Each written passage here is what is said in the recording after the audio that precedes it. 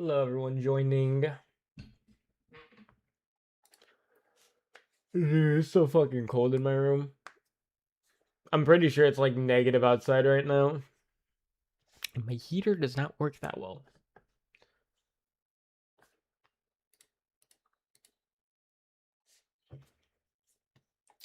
I was back like a week ago. I streamed like a week ago, but all I did was talk. I didn't even touch my tablet once.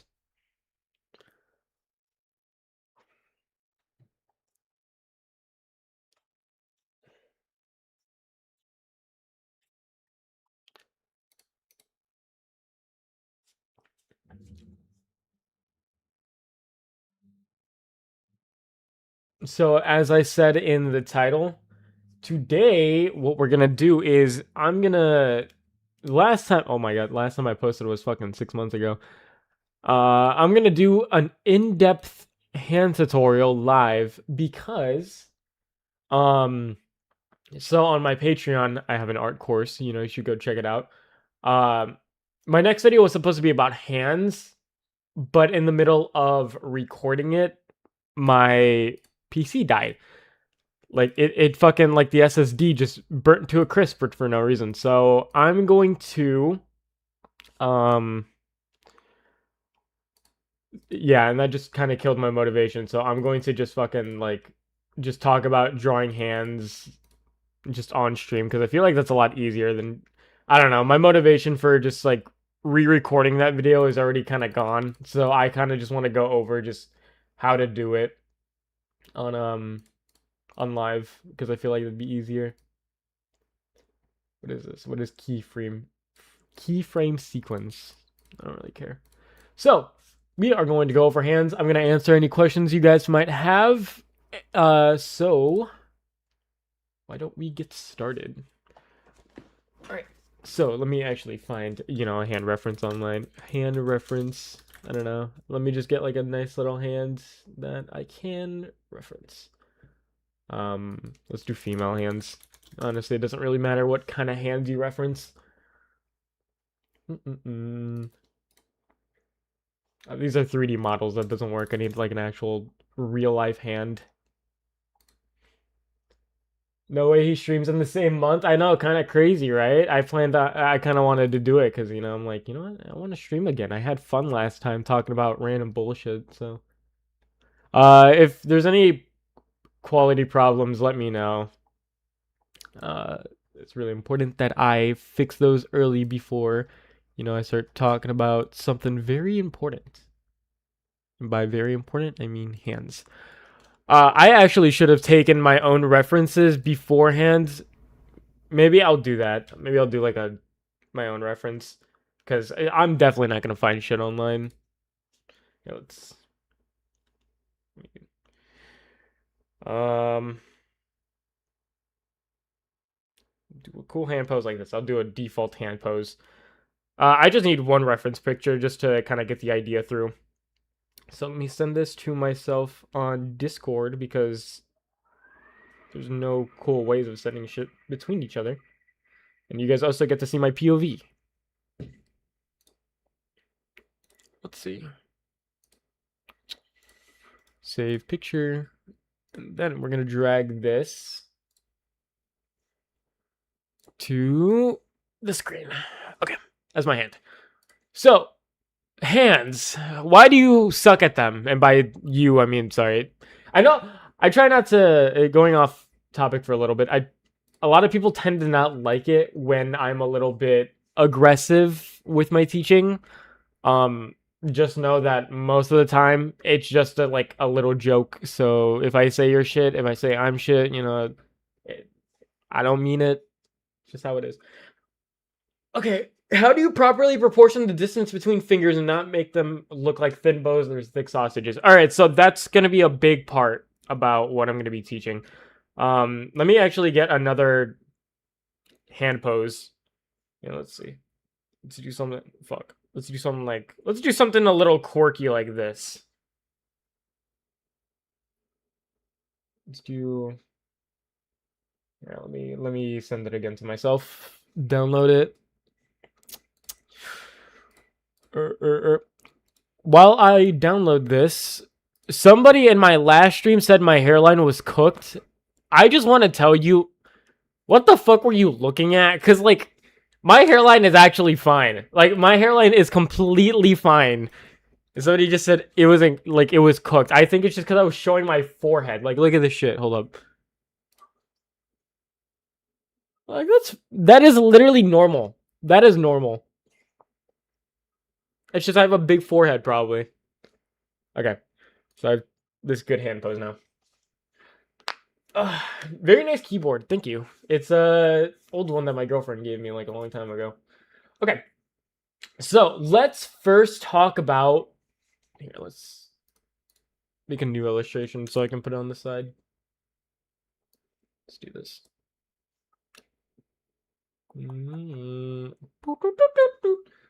Your hair must be longer. It used to be shorter. Yeah, I grew it out because I didn't like my old fucking 2016 styled hair. So I'm like, I don't know what the fuck to do. I don't know what suits me. So I'm like, you know what? I'll just grow it out. All right. Let's think about the first thing to talk about when it comes to hands. Okay, so one of the biggest things about hands that people are very bad at is posing. Like, posing is like a huge contributor to how something that you draw looks. When you do like a very stiff pose, you know, your thing's just gonna not look as good as it could be. So the first thing I kind of want to teach is how to, you know, pose hands, because, you know, it's pretty important. Let me bring up just a couple of my references. Not actually. Yeah, I'm gonna move this a little bit this way. Okay, I guess that didn't fucking help. All right. I like to bring up references of my favorite artists while I do this. The only problem is that, like, I don't want it to fucking show, because I don't have to, like, constantly be saying, like, oh, this is from this artist. This is from this artist. Also, I don't want anything NSFW showing. I just want, like, a quick little hand reference that I can, like, just look at. It doesn't even have to be that perfect.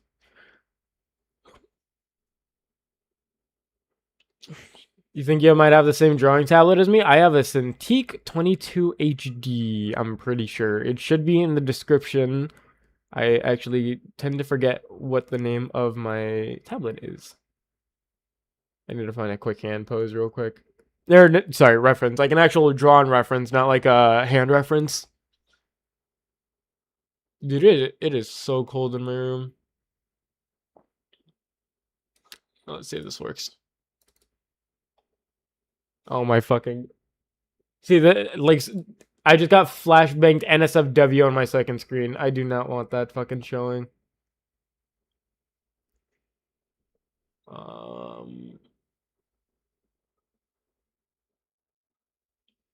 Fucking Christ. Whatever. I guess I don't need it. Okay, anyways, let us continue. So, I'm very I actually really want the hand pose, because there's like an actual draw, like there's a perfect drawing that I really want to see, but I can't fucking find it. Oh wait, actually, I might be able to. Time. Last viewed time. Oh, it's already at last viewed time. Wait.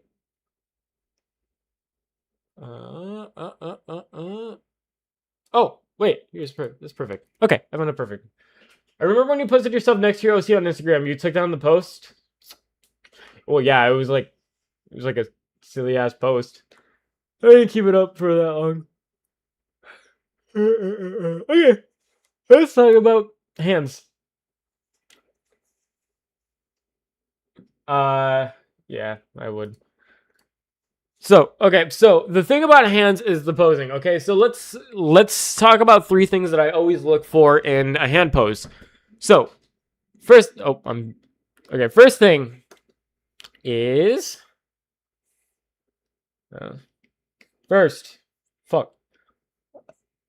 take advantage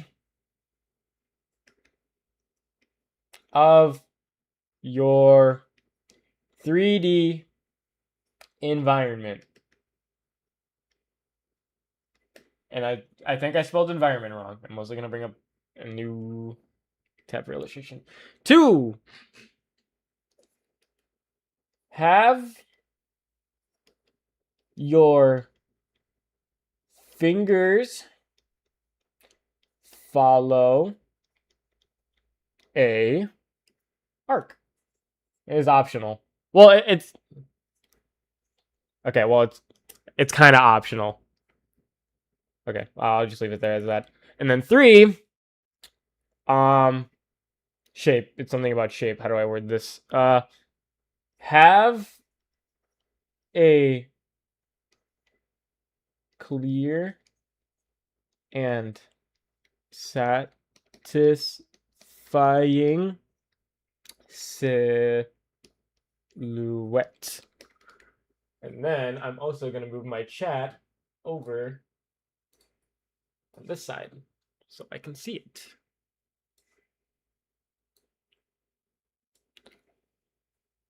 Move it like this. My head is blocking what I'm writing, so there you go. Okay, so when it comes to posing hands, this is what's really important because, you know, it's like posing is important. First thing, take advantage of your 3D environment. So a lot of beginner art doesn't really understand that, you know, that you can draw forward and backwards. So a lot of people tend to just kind of just like draw as if they were like their characters just stuck on a, you know, 2D plane. I don't actually know if I talked about that on the hair tutorial, but let me find an old drawing of mine to kind of demonstrate this issue. Yeah, oh, here's a perfect example. Here's 2 examples, actually. Here's this one, and here's this one. Actually, here's another example. Here's this one. So, what is, you know, what's common between the posing of all 3 hands? You guys see that one? You got that one. Got that one. All of these are treating the hands as if they're stuck on a 2D plane. You know, you got your hand. It's like, let me see my face. You got your hand. It's like, my hand's also fucking blocking the fucking hands. Or my face. You got that one, that one. Actually, no, it's not. Okay. So you have this one, you know, you're just like that, stuck on a 2D plane. You got another one, you know, stuck on a 2D plane. You know, I'm just kind of just like that. And then the third one, stuck on a 2D plane. That is a big problem with most hand poses. You know, it's not bad, of course, you know, but it's nice to learn what makes a good hand pose before you, like, you know, learn the rules before breaking them. But take advantage of your 3D space. As you can see, let's look at my hand right here. This is a really good hand pose. You want to know why? Because my fingers are pointing forward.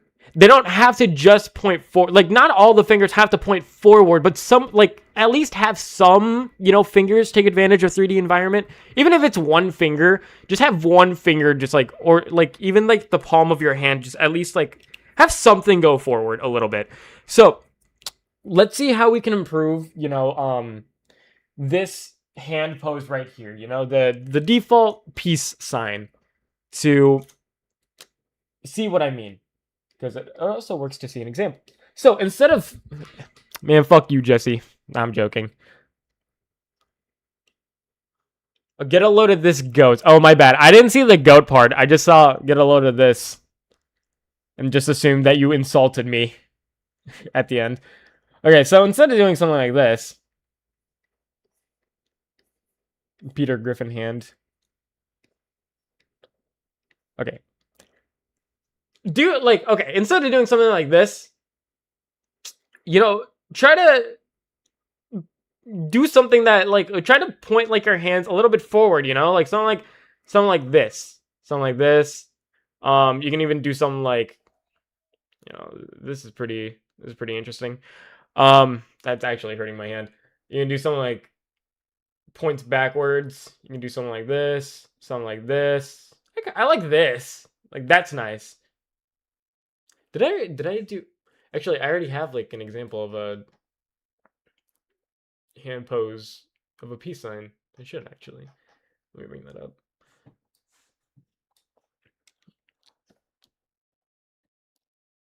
Yeah, so, okay, so let's compare these 2 hand poses. So we have this and this.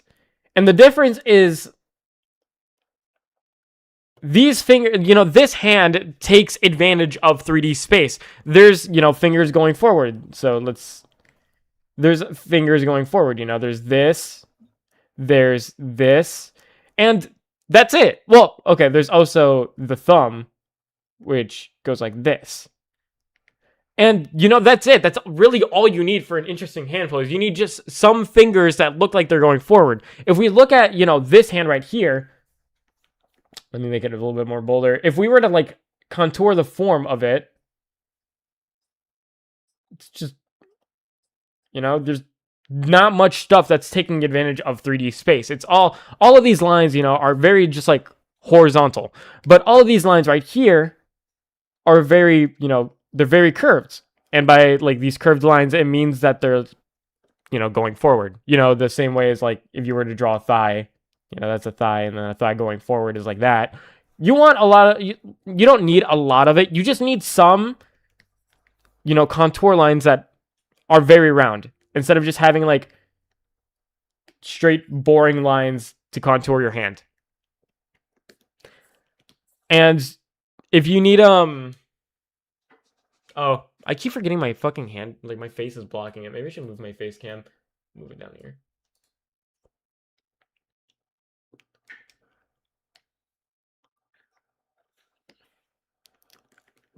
So yeah, now let's study this hand.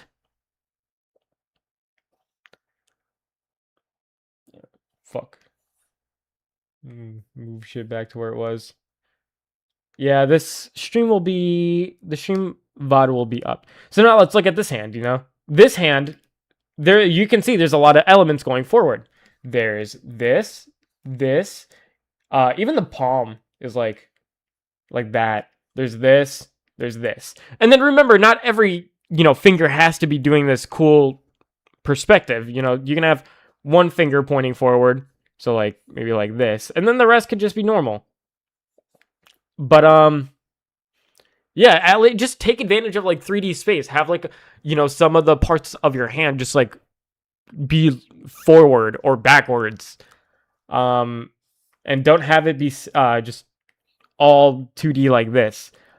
If we outline the contour of our hand, that's pretty much all our fingers doing. It's just a boring ass pose. That's literally just the contour of our hand. It's just a boring ass fucking 2D, some 2D bullshit. So yeah.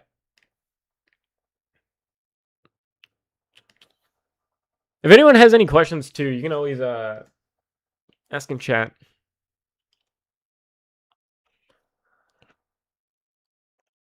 Okay, next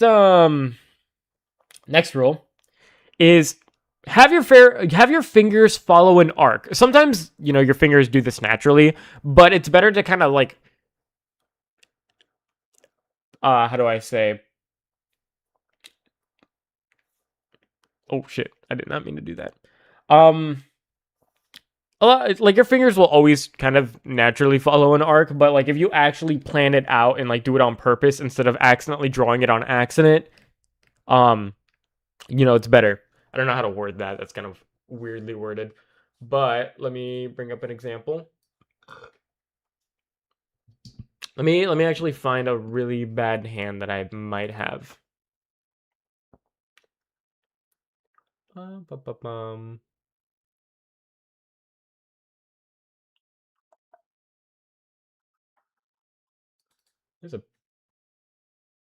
a fine hand.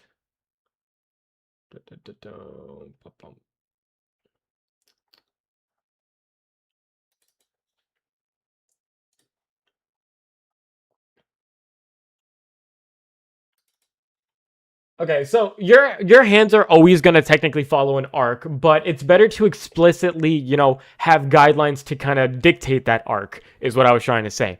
Because if you kind of just let the arc create itself, like, if you just do, like, a random arc, it's going to kind of look pretty stiff. So, like, it's easier if you just, like, plan out the arc of your fingers to have, like, something explicitly, like, there. Um, I don't have any hand references. They all pretty much. I don't know. I'll just bring this one fucking up. Like this, like when I was drawing this, I didn't actually plan for my hands to have an arc. You know, an arc is naturally there, but because I didn't plan it, like I didn't really think about it, it just kind of like turned out kind of mid. You know, that's kind of what I mean. Like you have to be actively thinking about it, is what I'm trying to say. So, it doesn't always have to be like not all of the fingers have to follow the same arc, but like you know, have a group of fingers follow one arc, a group of fingers follow another arc. Or like here, actually. Here's an arc right here. Uh, there's also like an arc between the knuckles like this. Like that, like this, something like this. What's another better example? Here, this is a perfect example. This arc like this. I didn't actually really like that hand. There's an arc like this. This one's actually connected. It's like this. This one didn't really follow that an arc that well. This one kind of does. It's going like this. This one does too. It goes like this. But okay, so when you're creating a hand, this arc kind of matters because it kind of adds more, you know, a dynamic, like a more of a dynamic feeling to your hand. So a big thing in art is about like this line of action that you guys might have heard of. You know, line of action helps in posing, but it also helps with you know, poses. It's a big thing in art to have like lines kind of dictate the movement of your art. I don't know if you guys ever heard of that. If you guys have ever like taken like an art course, you might have heard about like movement, like the element of art. If you don't know about the elements of art, you can check out my Patreon, by the way. But oh wait, here's like a good example of like a dynamic hand that follows an arc. You can probably see what the arc looks like there. But yeah, so long story short, movement is a big thing in art. Movement kind of dictates how your art piece is moving. You know, if you have more movement, your artwork looks more alive. And a big thing, like a big element that contributes to like movement is lines. So if you're using a line to kind of dictate where like the arc of your hand is, you know, it's going to feel like it's moving. So like here's the arc right here. And if you don't really understand this idea of using lines for movement, you can see it in the same drawing. Line, here's lines right here, line right here, the line of action. You know, you can use lines to dictate movement, and you can use a line like this to, you know, create an arc for yourself. It's not Miku, it's an OC. Miku's different looking. It's that Miku. But yeah. So when you're creating like when you're doing like a hand pose, it's better to think about this arc while you're taking like a hand reference. So like if you see in the camera right here, let's say like I'm trying to make like a hand reference and I want to like create like a nice arc. This would be a nice hand pose because you have like the woo you have oh shit. You have like a woo arc. You have a woo arc right here. Let's say I want to do something let's see. Just fucking creating some random bullshit. Let's say you want to make like a this hand. Oh, this is nice because it has a big ass arc. You know, it's something to actively think about while you're making like the posing. Some like some bullshit like this, I guess. You have a nice ass arc between the thumb and to the pinky. So, to recap, number one, take advantage of your 3D environment. Don't just like have 2D ass hands like, oh, peace sign. Oh, hi. You know, try to bend your hands a little bit forward, you know. Try to, you know, take advantage of your 3D environment. Don't just be drawing 2D, you know, take advantage of 3D. Two, have your fingers follow an arc, you know. Just think you don't have to like explicitly be drawing a guideline, even though I said you had to earlier. If you're like using your hand as a reference, like as long as you can notice like what arc you're going for, or like as long as you can kind of visualize the arc in your hands, I feel like that's more than enough. It also does help to explicitly draw it, so you know. I had a voice crack. Anyways, have your fingers follow an arc. So instead of doing like, you do this, you can have like a nice little arc like this. If you're doing like a high sign, bend your, so number 1, take advantage of 3D space, and then 2, you can have it follow an arc. You can do something like that. That's nice. And then 3, have a clear and satisfying silhouette. I feel like that is kind of self-explanatory because a lot of people know this rule where a good silhouette is like very good for creating good art. So like if I were to create a silhouette like this, bam, that's Sonic the Hedgehog. Well, it's kind of fucked up Sonic the Hedgehog, but I mean, he already looks fucked up in his games. Don't even get me started. But bam, that's Sonic the Hedgehog. You know that. And this, rule also applies to, it literally applies to everything that you draw. Have a clear and satisfying silhouette. So these 3 rules are basically just like, they're very important for posing. 3 is something that we'll talk about later, like when we first start drawing our hand too, because it's gonna play a lot into the process of actually drawing our hand. But so yeah, keep 3 in mind. For 2 and 1, you can keep these rules in mind when you're taking a reference picture for yourself. So one big thing about our process is that we're also going to be taking a reference picture because it's probably fucking easier to, make your own reference instead of having to just come up with bullshit in your mind. But yeah. So I want to draw this hand because I kind of like this hand. I'll do some shit like that. What was my other picture? Oh, that one was an easier example. That's an easy hand to draw. But yeah. So when you're taking your reference picture, once again, take advantage of your 3D environment. Instead of doing this, back or forwards. And then 2, when you're creating a hand, like a hand pose, think about the arc that you're creating between your hands. So, and then 3, have a clear and satisfying silhouette, but right now that doesn't matter because we're going to get to that when we're actually drawing. So, let us actually begin the drawing. So, when we first start drawing our hand, we're not going to create a guideline, okay? What we're first going to do is we're going to study our reference picture. So, let's go to the easier one first because this is actually easier because all the fingers are grouped up. So, when we're first drawing, what we first need to understand is what the silhouette of our hand looks like. You can do this in a lot of different ways. You can black out the hand. You can outline the hand.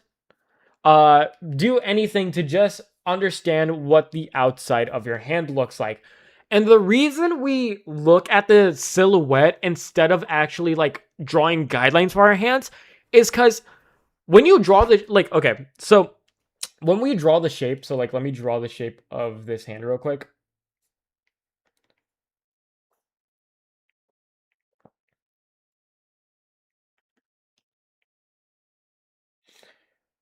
When you draw the shape of the hand first, it's easier to visualize where the finger placements should be at. Because you can then be like, oh, the finger, this finger should be like right here. This finger should be right here. Finger right here. It's easier to understand where the finger placement should be. And then it's easier to just go back and draw the fingers. Imagine how hard it is when you're drawing the palm and then you're trying to draw the fingers, but you don't know how far the fingers should be spaced out. That is a really big issue, is, the proportions of your fingers and like spacing out your fingers. When you draw only the shape, it's easier to visualize how the inside should look like. And so then it's kind of easier to, go about, doing the proportions and the placement because you already have like the out, okay, so like this is like the space that the lines have to be contained in. And it's easier to put those lines when you kind of have like a better visualization of how it's going to look like. I hope that makes sense. It's very kind of, I feel like everything I say is very badly worded, but I hope it's making sense. Instead of having to guess like, here, let me actually like do an example. So like, let's say I was drawing this exact hand pose. So this finger, oh, it's supposed to be like this big. But then maybe I'll have a problem where I don't know how big this finger should be. So this ends up being like very, big. And then this finger ends up being very big. And then this finger is just like very big as well. So then I'm like, oh, I just fucked up, my hand proportions because, maybe some of the fingers aren't correctly sized. Maybe some of them are too big. And then like this isn't even the same, hand pose anymore. This is kind of like going a little bit forward while this one is going, to the side. So studying the overall shape of your reference and just the outline of it makes it a lot easier to just like proportion everything correctly. It's easier to like look inside your shape and place lines where they need to be instead of having to guess through, drawing each individual element, so like each individual finger. It's easier just to look at this and imagine where the line should be in. It's a little bit tougher when a lot of your fingers are spread out, because like when your fingers are spread out, the overall shape is gonna like have, you see, you might as well just be drawing all the fingers individually because all the fingers are spread out. Yeah. But yeah, so like that this technique isn't gonna really be helpful for for hand poses that are like this. But even for something like this, this rule is even easier. So if we were to draw the overall shape of our hand, it would look like this.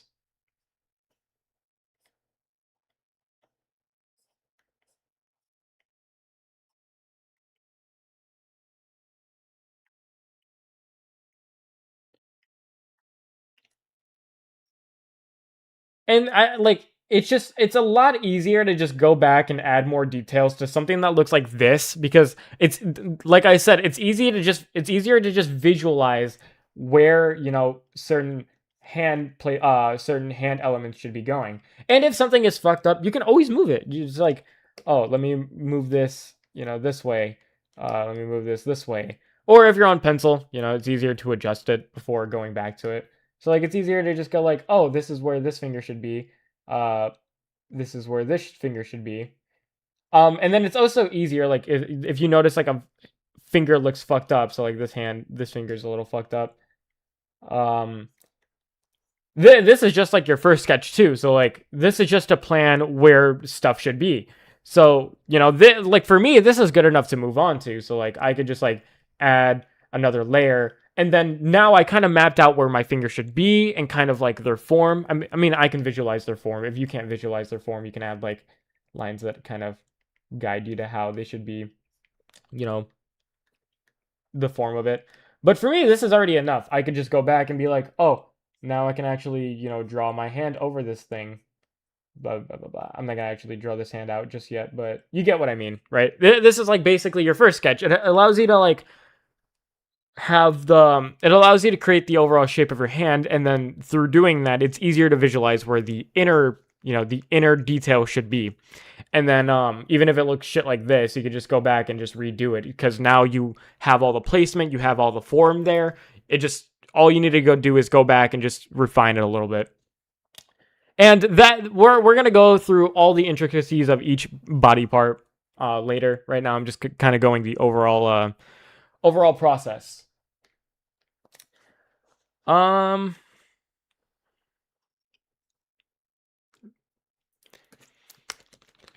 Yes, shapes are the secret to most things in art. It's like a fucking tapping for some reason. Anyways.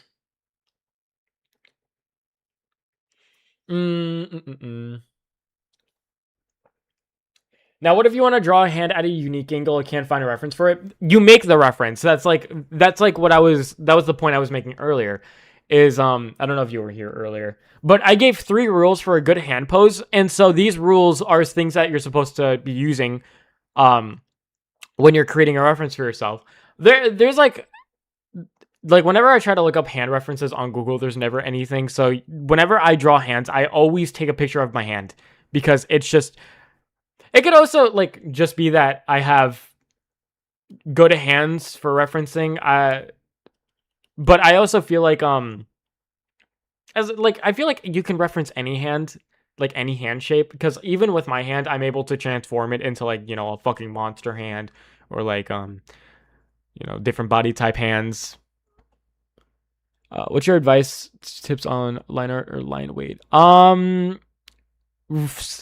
I do have some advice from my last stream. I know I don't like. I'm not gonna get too deep into like advice for line art because right now is like the hands day. Today's the hands day.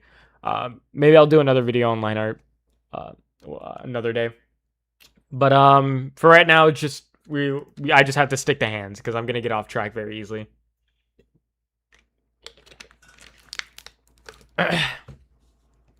Oh yeah, video too. You don't have to like one thing that I like doing is taking a video and then just like moving my hand around and then just going back frame by frame and seeing which frame I like the most. That's also a good idea. Okay, so yeah, I've made my own game with my art. I've never finished a game, but I have, made games. So yeah, if it helps even more, you can trace your hand. You can trace your hand if that helps.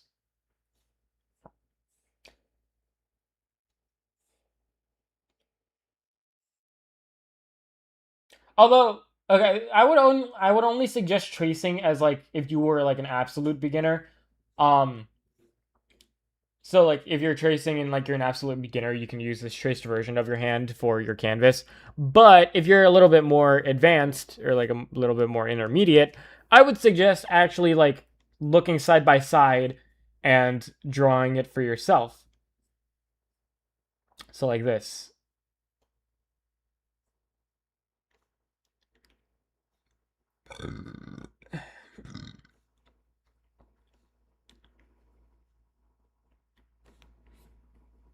Like that.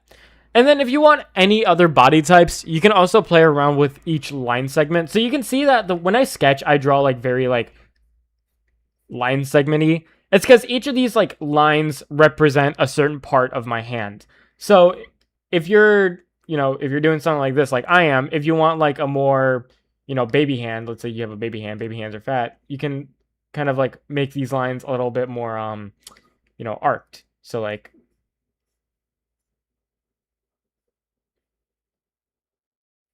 although I don't know why a baby would be doing this pose. Make his fingers a little bit fatter. Like this, the Marshall and Man hand. So like that, It's about like understand okay, so I feel like I'm getting a little bit too far ahead of myself. But when like the reason like shape is also really good for, outlining first is because since it's like a more simplified version of, the hand that you're drawing, you can also, then exaggerate any body parts to fit your body type. So instead of like having to like exaggerate your body type with every single little element of your hand, you can have like a little it's way easier to just do it with the shape than every single like a very detailed version of your drawn hand. Bro, would you be able to draw from imagination like Kim Jong-un? I'm assuming that's that one guy who can like sketch very good. He doesn't even need any references. I don't think so. I'm not. Okay, give me Kim Jong-un.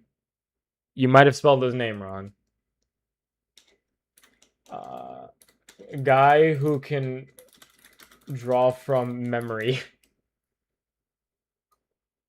Kim Jong-ji. Okay, that's his name. That's his name. No, because this guy's like, wait, he died at 47? Wait, holy shit, he died 3 years ago? Wait, what? Holy shit, I did not know that. That's crazy.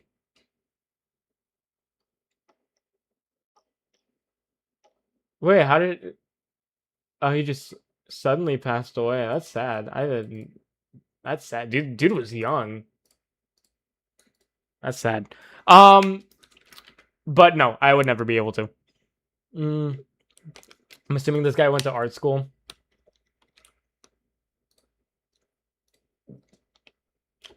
Bum. He pursued. Yeah, foreign art. No, I would not be able to. I'm not like an industry artist. There's a difference between a professional and an industry artist. I'm not an industry artist. But no, I would never be able to do that.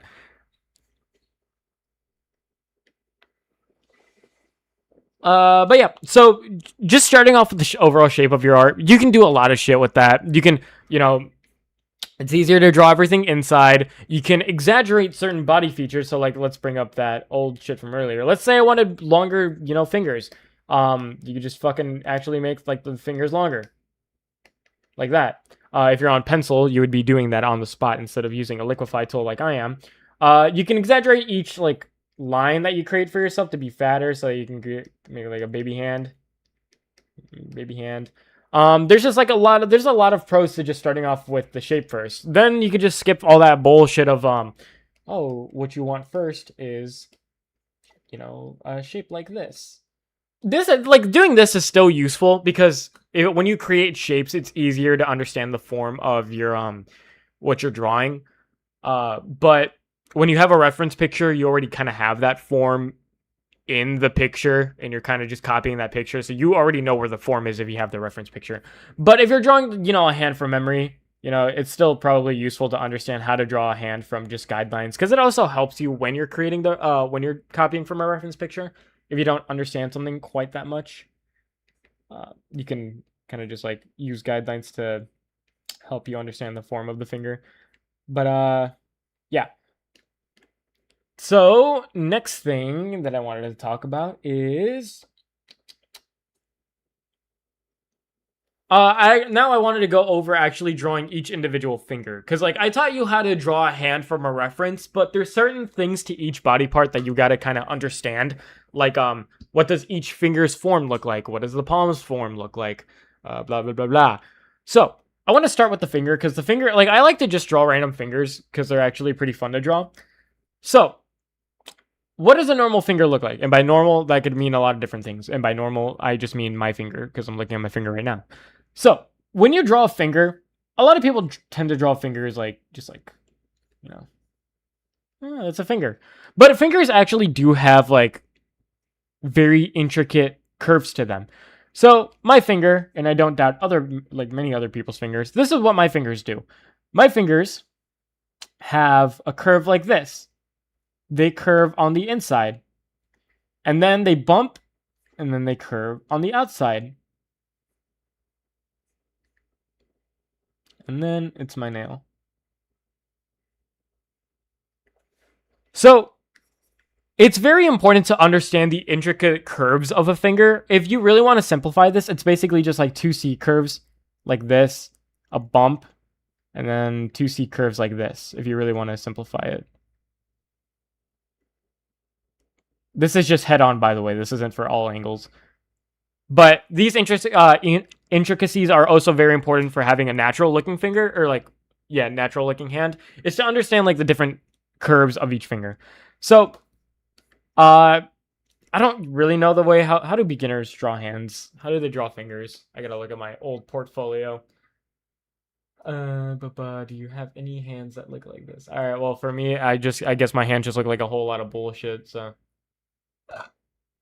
I don't really think I have a hand drawing that. Okay, well, I guess I don't even care about the shape of my hands. I guess it is just like a little sausage.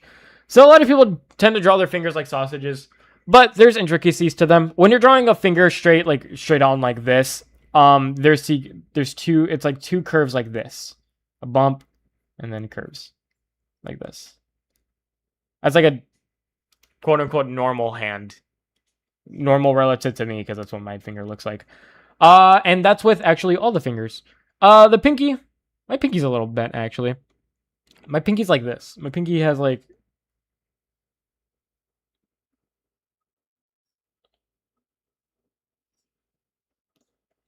my pinky's a little fucked up. My pinky like bends a little bit like this.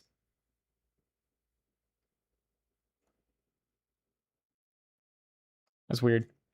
But yeah. So that's usually what a finger looks like from this angle. When you bend it, okay. So I'm gonna teach you how to draw hands with 3 joints. I know it's very popular in anime to have 2 joints. When's the last time I even drew a 2-jointed hand? That's weird. But I'm gonna teach you how to do 3 joints. So when you're thinking about your finger, you should be thinking about like 3 cylinders. And no shit, I'm pretty sure everyone knows that. So let's do it from the side. So from the side, cylinders are pretty much just squares, by the way. Like if you have a cylinder like this and you look at it from the side, it's basically just a fucking cube. So I'm gonna first draw a finger from, the side. So this is how fingers look like from the side. They're pretty much 3 rectangles, basically. And when you bend your finger, so let's say I have 3 joints like this. When you bend your finger, all of these rectangles are going to rotate from this part right here. So like, let's say I'm bending my finger. It's going to bend on this point right here. So like, it's going to bend like this. And then let's say I bent it again. They're pretty much like the hinges of your finger. So if you have 3 rectangles like this to kind of show like the side of your finger, they hinge at this point. Kind of like a door.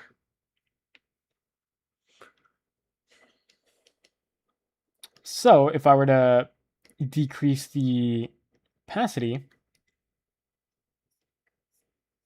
you can see that this makes a natural looking finger. So, okay. So now let's talk about what the finger looks like from the side. So, it's kind of weird.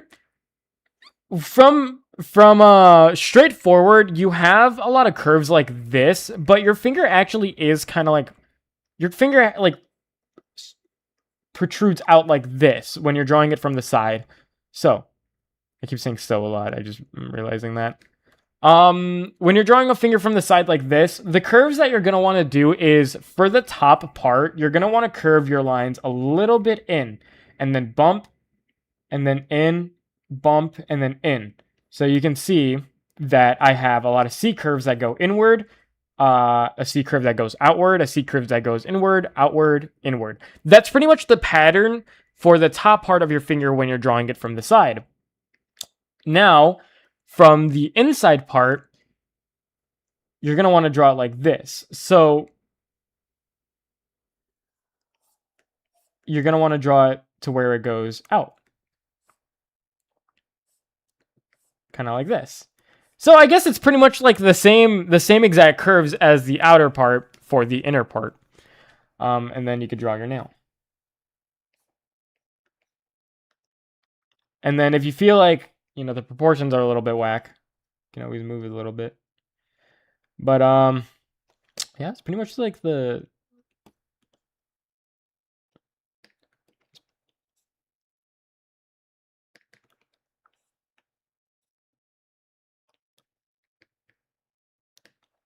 you know what? I did rush the fucking squares a little bit. I just realized that the proportions are a little off, but you kind of get the gist of it. There you go. That's a little bit better. So that's how a finger from the side looks like. So just to recap, a finger from the front, C curves that go inward, bump, C curves that go inward again, and then it's your nail. And then from the side, it's pretty much C curve, bump, C curve, bump, C curve. And then, for the guidelines, when you're doing it from the side, it's just 3 rectangles. And then when you draw these rectangles, they all hinge at this right here, assuming this is the front of the finger. And then, like, whenever I draw a finger that's, like, straight up from the side, I usually just do sausage fingers. So, like, I usually just do sausage fingers. Like that. It's not really a trick to that one. That one... Yeah, I usually just do fucking lame-ass sausage fingers. But when it's bending, it looks a little bit more interesting when it's bending. So that's why I tend to not do fingers like that.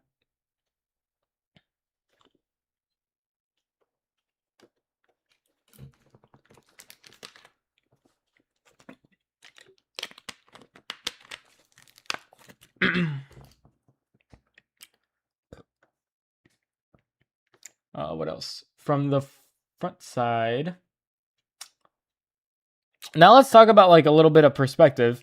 So this idea of like the hinges and the rectangles, they also apply for when you're drawing them like, you know, protruding outward. So you have 3 cylinders. This one's a little bit harder to visualize. That's why it's really important for guidelines. You have 3 cylinders.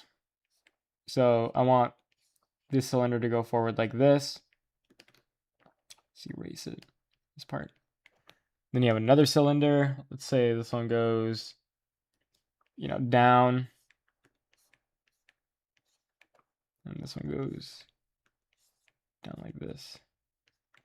That's very fucking hard to visualize, but that's why you have the reference picture, so you don't have to do shit like this. Oh my god, dude, like what the fuck? I don't even remember what lines I used for which cylinder. Maybe it'd be easier if I colored them in. So let's do this again. So we have this cylinder.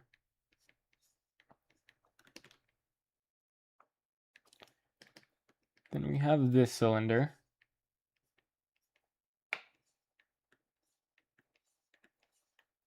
Then we have this cylinder. It's a little bit easier, I guess. Not fucking really. So a lot of these fingers are gonna have like C curves that dent inward. So like for this finger, this is the base of it. You're gonna have lines like this. This is like that. This right here is the line that connects your finger to your palm. C curve. I doubt this part's gonna show. And then when I look at my finger, it's kind of like just like a C curve like this. I mean, that's more of an S curve, but it's fine. C curve like that, and then I have a C curve like this.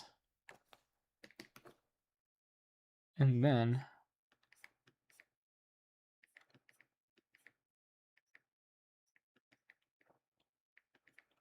my god, that's actually pretty fucked up. I'm not gonna lie. Yeah, that's why I prefer just using a reference picture instead of having to like do all that bullshit on my own. Or I don't know, just guidelines with hands are just so finicky. I feel like a hand is so complicated. Does a guideline really solve that? Like a guideline like of the usual nature of like, oh, these are like the 3 shapes, and then I don't know.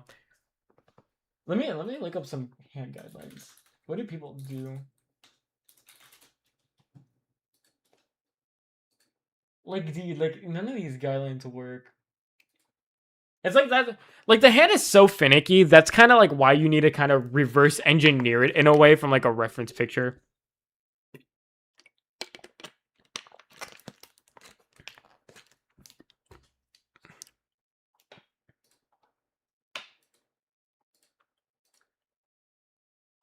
It's crazy. All right. Yeah. Let me actually just draw a finger by just looking at it.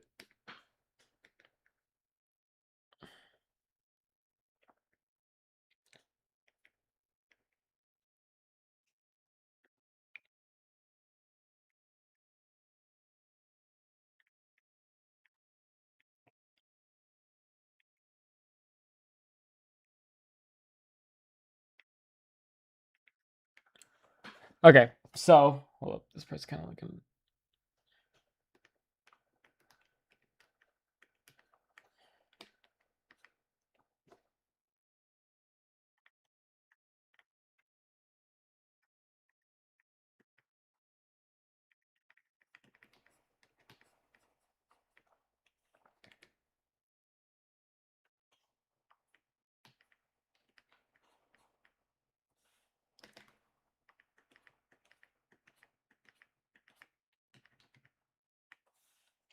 Okay, so this is what I was trying to show.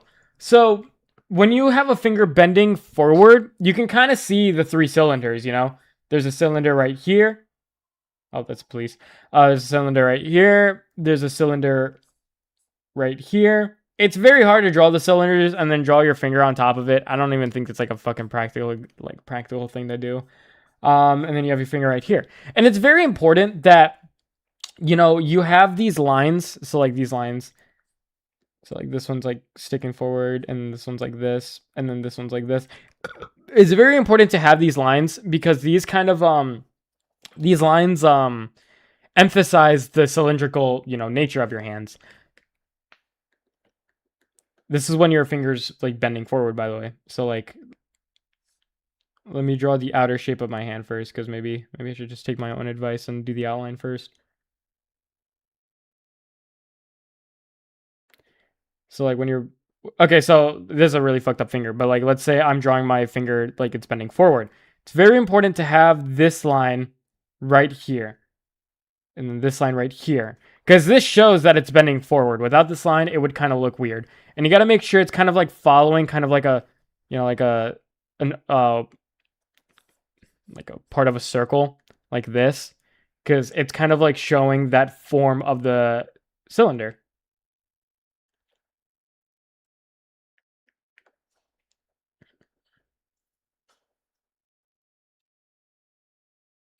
Yeah, I did have a tutorial about hands already, but this is supposed to be like a more in-depth tutorial about like each part of the finger. It's just supposed to be more in-depth. If anyone has questions, you can always ask. Because my tutorial about hands, it's kind of like it's a tutorial about hands, but I don't know. There's always like a weird balance between actually teaching something and then just like trying to get people to fucking pay attention. Like sometimes you just have to omit some important information because people don't want to listen. But that's fine with me.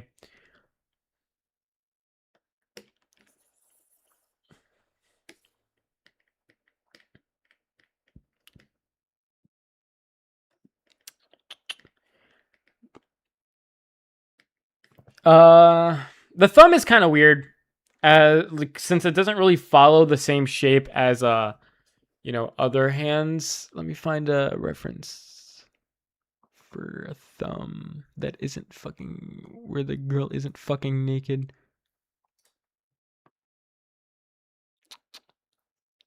Thumbs follow different rules than the usual fingers on top of your palm. If only there was a reference that showed a fucking thumb.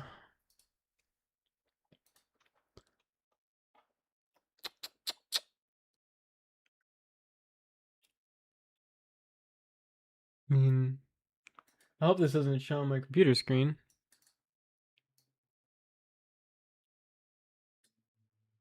Where's my OBS? Yeah, it's not. Okay. I do not want YouTube seeing it. All right. So a thumb, is a little bit different. I wouldn't say it's really like a diamond, but okay, so it's the C curve. It's like the C curve like usual. And then it's like that. Okay, that's not very a good explanation, but just give me a second to draw it first. How would you even explain that shape?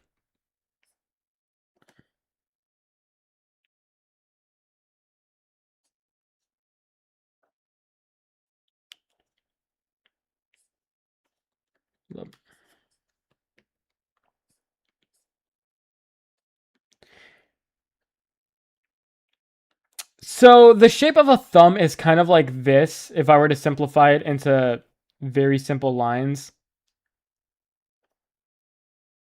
So the first joint is kind of like, the same thing as a regular finger, two simple C curves.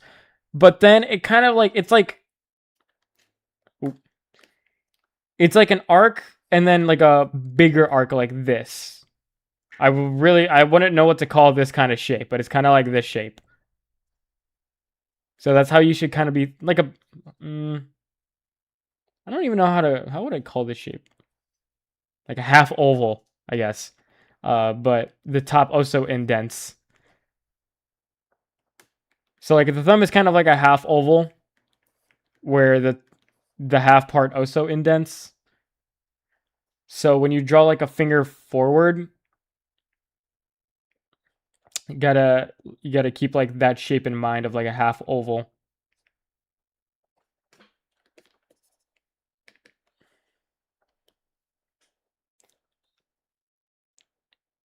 So the like it's pretty much like the first joint of like it's pretty much the same thing as like a normal finger, but you have to think of the tip as like a different kind of shape. So instead of like, like what we've been going over, you gotta have it's more like just fucking like that, just like a half oval.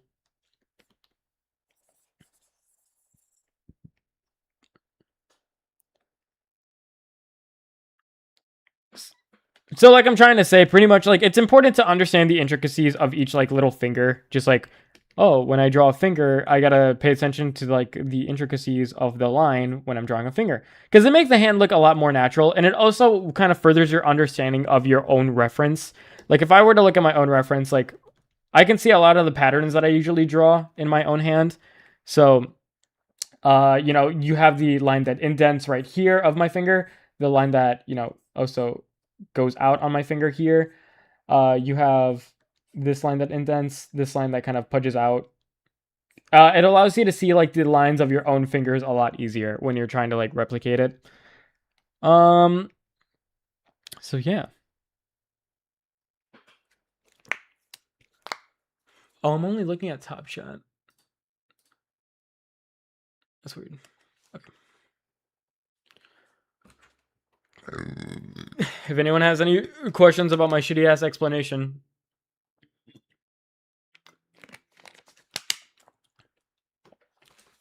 Oh fuck, I almost just dropped my drink.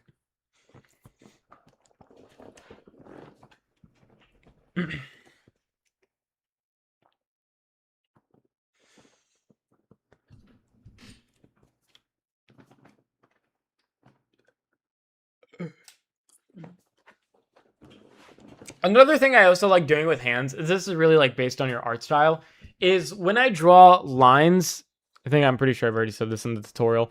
I don't like to draw my hands like very smooth, because I feel like really smooth hands kind of come off as too cartoonish. I really like to like have like a little bit of a little bit of wobbliness in my drawings, because it feels like a lot more natural, because like if you can see my hand, I'm not like I'm not really that smooth. I have like a little bit of bumps everywhere. I'm pretty sure I have said this in the tutorial. So I like to just like add a little bit of bumps where I can. Do you find tracing photos to be helpful to build understanding of form as a beginner? No, it doesn't really help with... My mic just went quiet. My mic just killed itself for a second. I find tracing to be better for just like building muscle memory. Just like, building the confidence to draw lines like this. But I don't find it helpful to understand form, because form is something that you understand through guidelines, shading, drawing in general, but tracing, you're just really practicing lines and shape, maybe, but you're not really practicing form, because form comes with understanding how guidelines work, how shading works, things that make stuff look 3D. When you're tracing, you're really only practicing 2D elements. So I wouldn't say it wouldn't help you with form. Maybe with line and shape, but not with form. I thought you were shy to draw on stream. I'm shy to draw serious stuff. So like if I'm trying to draw like an actual character, that's when I'm shy to draw. But if I'm like doing like a little thing, like maybe I'm drawing a foot or like a hand, or like teaching people how to draw hair, I'm not really that shy. Why would you do that to yourself?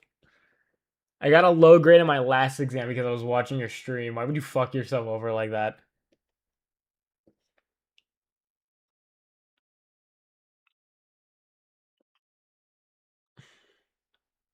Okay, so now I kind of want to talk about understanding the form of your hand. So like I kind of went over the form a little bit with the guidelines, but I kind of want to understand how you can further understand the form of your reference. So one thing I like to do is, you can probably do this on like your phone, but I tend to do this on Clip Studio Paint. What I like to do is I like to create a new gradient map. So if you go to, I don't have I don't have this shit showing for some reason. If you go to edit and then tonal correction and then gradient map, you get like a little prompt that pops up that like you can pretty much change any value to any color that you want. So I can make my darkest value like red. It'll do that. So I like to kind of separate each value. Hold up, like this. So this is black. This little area is black. This area is gray. This area is light gray. This area is even lighter gray.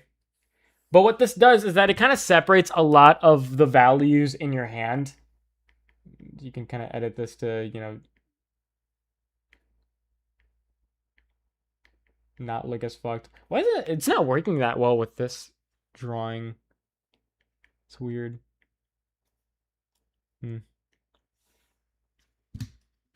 That usually works. It's not working for this drawing. Oh, what the fuck is this? I've never seen that before. Well, there's really two ways to understand the form of your drawing. So first, so instead of tracing it, it's like you should just be like tracing the contour of it, like the cross contour of it. So, you know, instead of just like tracing my finger, be easy. Like it allows you to have like a further understanding of your form when you trace, like when you give yourself like cross contour lines like this. And you can understand, like you can find these lines through like the little lines in your skin. I don't know, creases in your skin. You can kind of understand where the form is through just like the creases of your skin. So that's one way you can like kind of like go through form. I like one thing that I used to do is put my image in grayscale and then just like separate like the little faces of my hand. But the gradient map didn't work that well. So I'm just gonna show you how to do it manually, I guess. Where is the fucking prompt?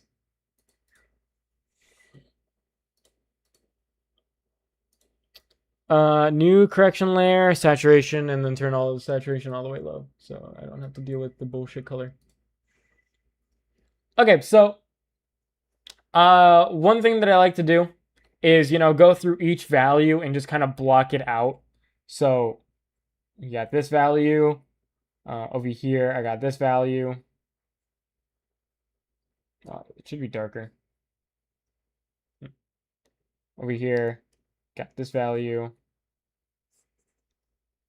And here's this value.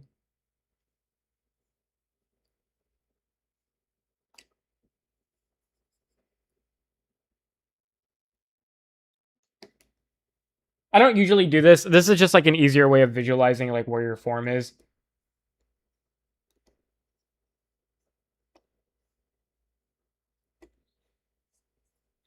But you can see that, like, you know, my fingers are starting to look a little bit like cubes. If I'm doing it like this kind of shows you where the side of your finger is and where the top of your finger is. So in that video, I said that it kind of is like the faces of a cube. This is pretty much like the faces of, you know, your finger. And what I meant by that is that it literally shows you like where the top of your finger is, where the sides of your finger is when you do stuff like this. So you can see this is the side of my finger. This is the top of my finger. This is the top of that first joint. This is the side of, you know, my second joint. You know, this is my second joint, my first joint. This will be, you know, the top of this joint. It literally shows you like where the form of your finger is. So this is a good way to like understand the form of your finger as well. Why not cylinder? Because a cylinder. Okay, so you can make it into a cylinder by just blurring it like this, but that's kind of making it a little bit more complex. So a cylinder is a cylinder because it's rounded, and to show that it's rounded, you typically need to blur it. The reason I'm kind of saying it's a rectangle is because I can't blur it, because I'm only showing like I'm not like I don't want to blur it. So the reason I'm saying it's a rectangle is because I can't blur it. But yeah.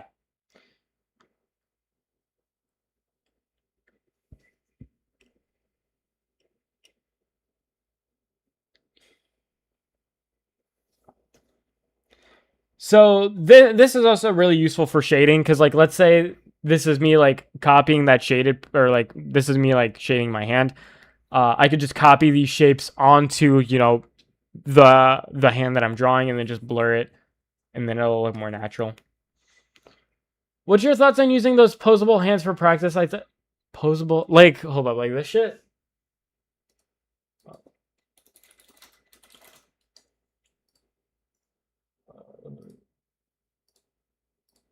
Like this thing?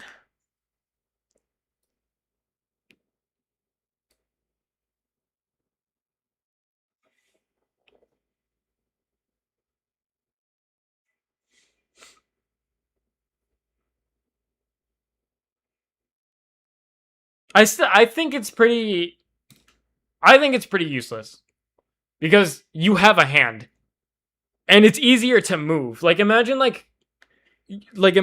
you you're not satisfied with like the pose of your hand. With that thing, you would have to fucking like configure it. Like you'd have to configure it. With your actual hand, if you don't like a pose, you can easily just move your own hand. I don't know. I find it kind of useless. It's like if you just have your own hand, it's easier. It's much easier to just move it. And also, you don't get like this little like the little not inconsistencies, the little intricacies of your hand. You get like you have a much more natural hand that looks more natural than a piece of plastic. And then, this also has like artifacts where like your knuckles, like the knuckles of the posable hand aren't even connected. So like if you don't know what the knuckles of your hand looks like, you can't reference that. I don't know. It's just like you have a hand. Why spend $20 on a thing when you have your own hand? But it's hard to take photos with one hand when you're posing. Well, okay. You're saying that it's hard to take photos with one hand when you're posing it with the other. Put your phone, lean your phone against something. And then, while you're taking a taking a not a selfie, but like, so this is my phone. I know my mic is blocking it. Lean your phone against something. Go far back, and then just take a video, and then just like play around with a bunch of hand poses. So that's why I also find the statue kind of useless because like, I don't know. It's just like, why would you spend $20 on a piece of plastic that barely resembles a hand when you could just use your own hand? Put down your phone, step back like a couple of steps, and then just like start recording like some hand poses.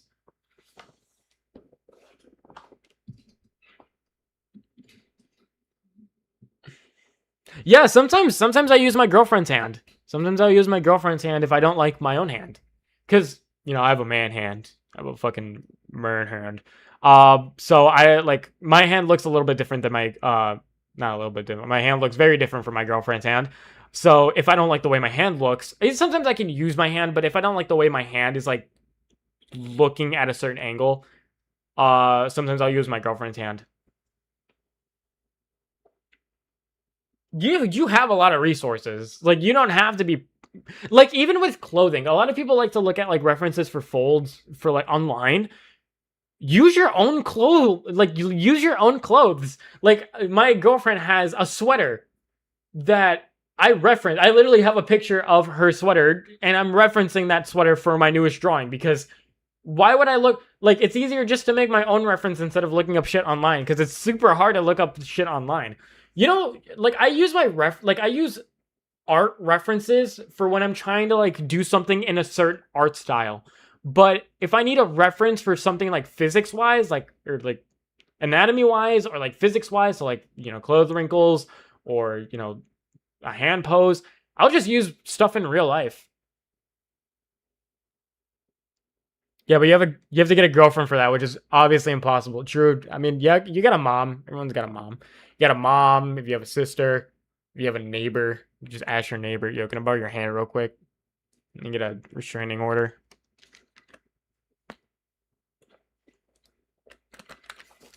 But people just don't take advantage of real life.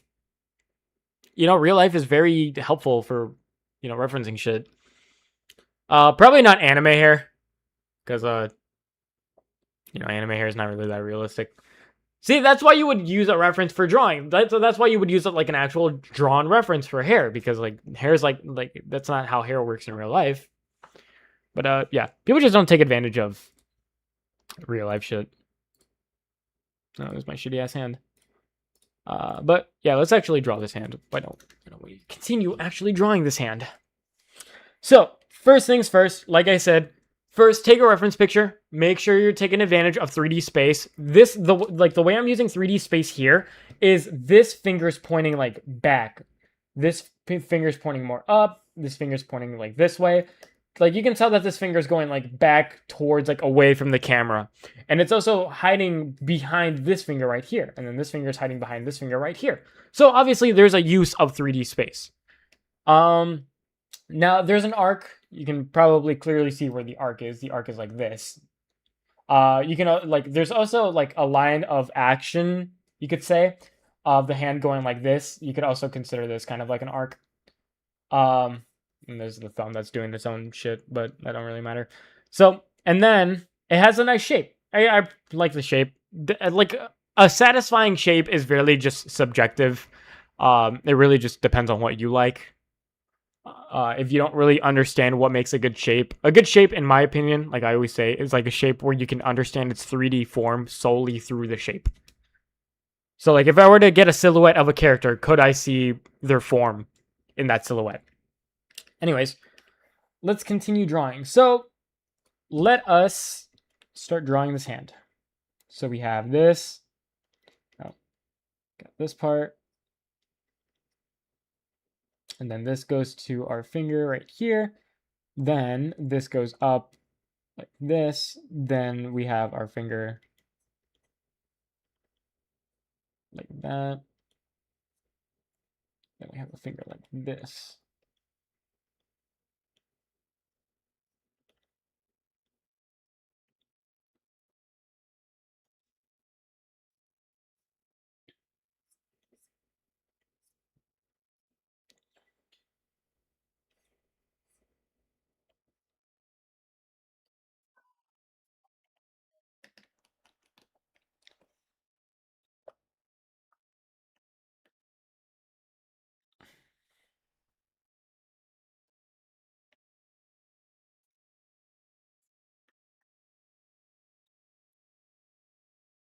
Then obviously if shit's not looking right, you can always move it.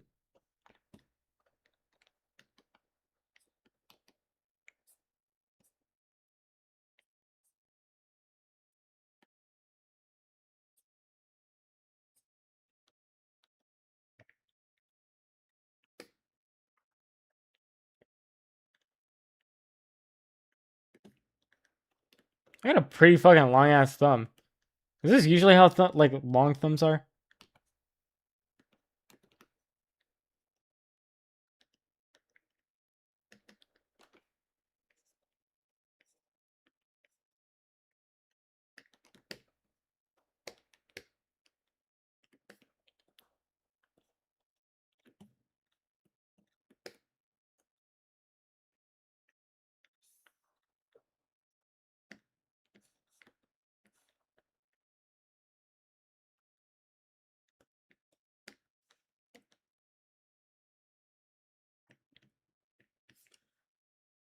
Feel like my silhouette is stiff?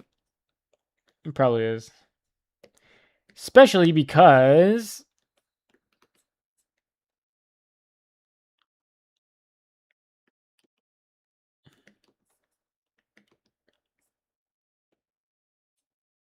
did not curve it at all. Could also be stiff because that's just how it is.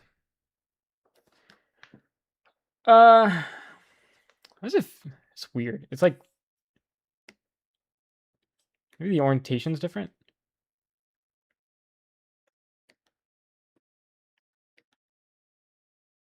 Yeah, that's a lot better. Okay. So now that we have, so when I sketch, this is usually how I sketch, okay? When I sketch, I have 3 different layers. I have a layer that's at 50, yeah, what percentage do I like? A layer that's like at like 21%. And then I have another layer that's at like 10%. So I usually call this main. I usually call this sub. And then I call this shade. So the purpose of each layer is kind of in its name. So these are sublines. These are lines that are going to go in the middle of, you know, the hand. These are main lines. These are lines that go, you know, they're like the main hand. They're the main lines. The important lines that contribute a lot to the drawing. Sublines are usually like, you know, my tendons, you know, maybe shit in the middle. Like most of the time it's going to be lines that are in the middle of the shape. And then shade is self-explanatory. It's just, you know, shading. So I'm going to go in my sub layer. Then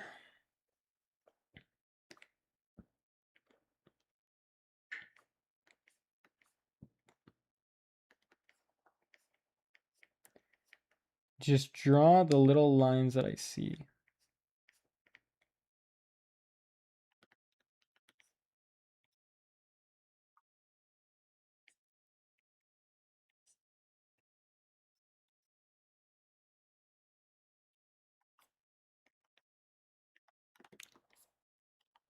And then obviously, if something looks weird, you can always go back and fix it like this. Damn, where have I been? I've been dead. Resurrected.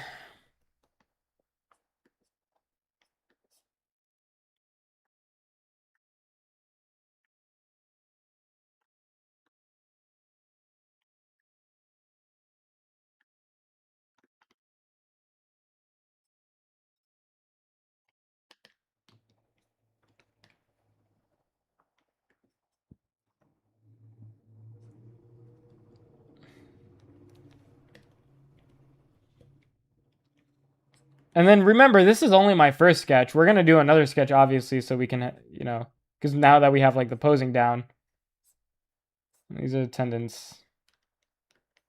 I don't really draw them. I'm not going to bother drawing them. And then if anything looks weird to you, you can always go back, fix a little bit. Got that part. And yeah. This part's kind of weird.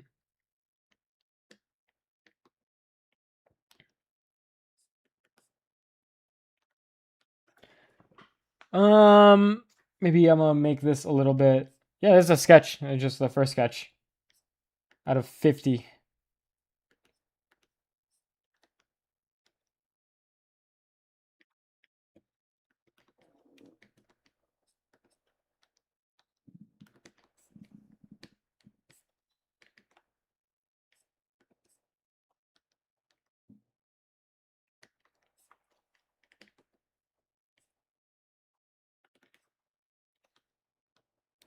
And so yeah, if you're happy with that, then you can. Oh, I didn't shade it, but I don't really give a fuck.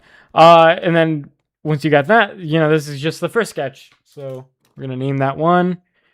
We're gonna make another one. Call it 2. Same thing, 2 layers. One's called main, and one is called sub. Make sub 26%, and we're gonna change this to blue. So now you can actually like. This sketch is pretty much just so you know where the placement of all the fingers are. Once you kind of like have the placement of the fingers and kind of their form, make a new sketch, then this can be more of like the little details like I was showing earlier. Like, oh, this fingers have like C curves, and then this finger at this angle has like a fucking a bump, C curve, C curve. You know, all that shit that I was showing earlier. So now, you can go back, kind of just like focus on maybe each finger a little bit individually. I'm going to make this a little bit bigger just because I want to use my entire canvas. So I'm going to do the same thing, just focus maybe on like a bigger shape first. Can't you just do that in the first sketch? What do you mean? Do what part? Like more intricacies? It's because each step has its own unique purpose. I guess you could refine the first sketch, but that's harder than just making another sketch over it and just like fixing it up. Here, let me show you an example of kind of what I mean.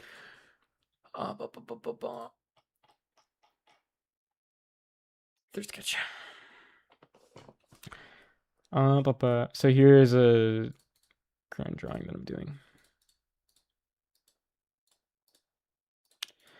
Okay, she does not have her clothes on, thank you. Where's her outline? There we go. Okay, so this is what I mean. So we have our second sketch, our first sketch, and our third. First sketch. The entire purpose of the first sketch is to be a quick kind of just gesture drawing. And that's it.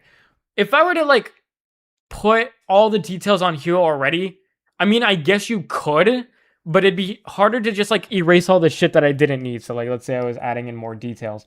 And then I'm like, oh, well, now I don't need, these guidelines over here. Well, now it's kind of harder to erase it because, but my lines are on it as well. And so then that's what the second sketch is for, is to kind of like plan out now where each, like, it's a little bit more detailed, just like how should my character look, like the general feel of my character. And then when I have this, you can see that everything is not really that detailed. My hand right here is not really that detailed. My fist right here is kind of really shit. The face isn't really that detailed. That's why I would do another sketch, and this last sketch is supposed to be what I want my final drawing to look like exactly. And it's really easy to do that when, you kind of planned where everything should be. So then, you use this as a sketch, you draw over it, and then everything else is exactly how it should be by the end of it.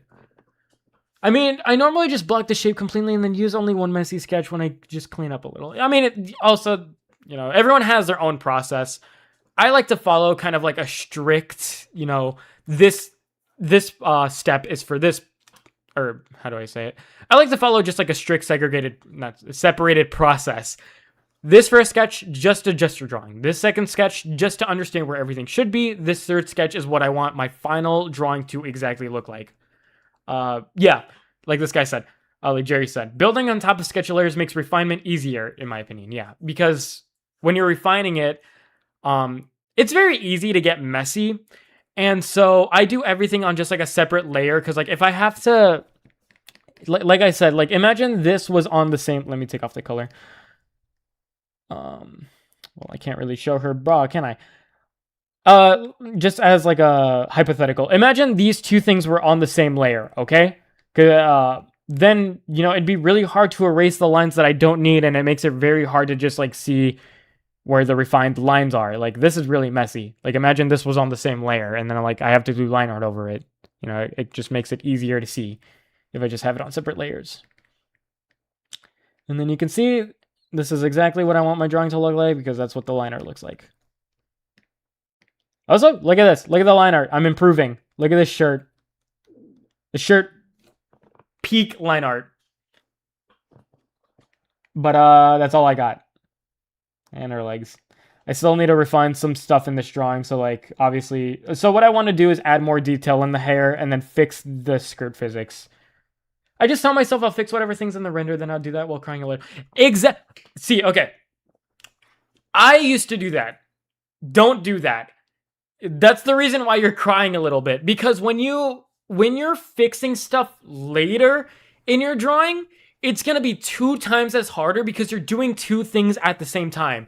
So what I used to do is I used to go from this to line art. And the reason I don't do that anymore, the reason I'm dedicating myself to a new drawing to show exactly what I want, is because imagine trying to draw exactly what you want while also having clean lines. You can see, like, if I do this, like, this doesn't have clean lines. I mean, it does have clean lines, but technically it's my sketch. And then I'll do, like, even cleaner lines. But imagine I went from this, like, none of this shit lines up. Imagine I was trying to draw a sweater while also doing perfect fucking lines. That's completely hard. And you're crying about it.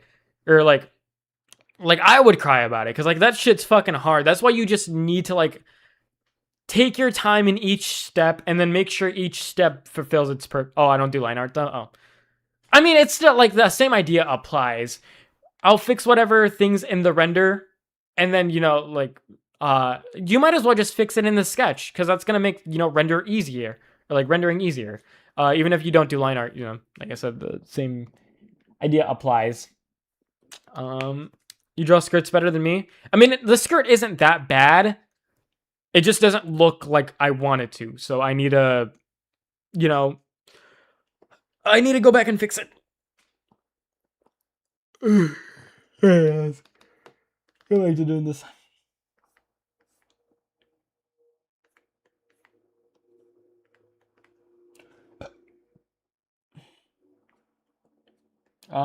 Let's do a female hand. a female hand.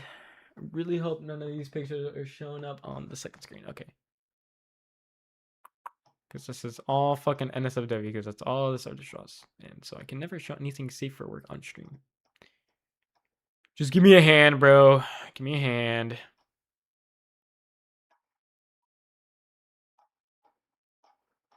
Alright, but it would probably be easier if I looked at all the drawings.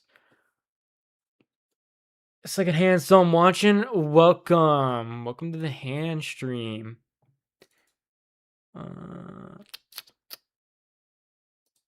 There's no good hands to reference. So like now I'm like trying to find like a drawing to reference for like just my style. Could you draw hands holding 2 balloons? I could do that. Like this?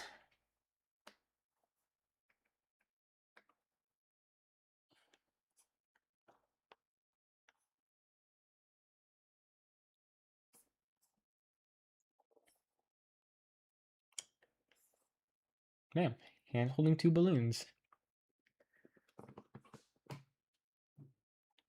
I just want to see how this person draws thumbs. But they're not drawing any thumbs. I guess I fucking hate thumbs. Dude, I start fucking class tomorrow. I'm not excited. Pretty sure you meant something else? No, I think that's what you meant.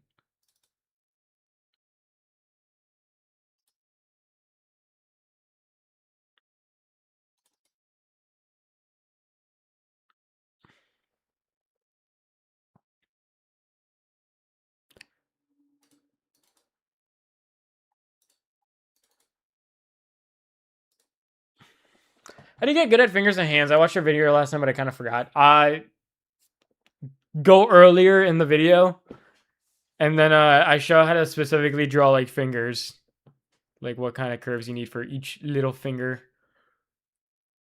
Excuse me. Trying to find like earlier in the video I show like specifically like the process and shit. But right now I'm actually like putting the process into fruition. Probably not the word I was trying to look for, but so I'm trying to find like a fucking thumb, but this art. I guess that works. All right, thumb time.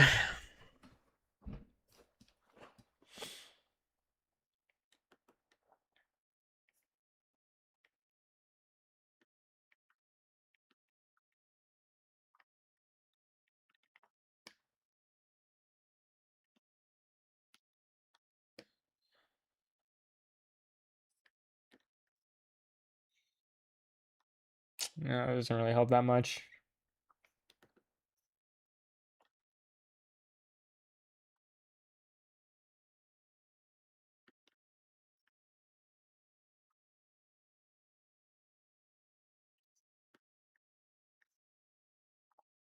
I watched your hands tutorial video and has helped me a lot. Oh, I'm glad to hear that. Very glad to hear that.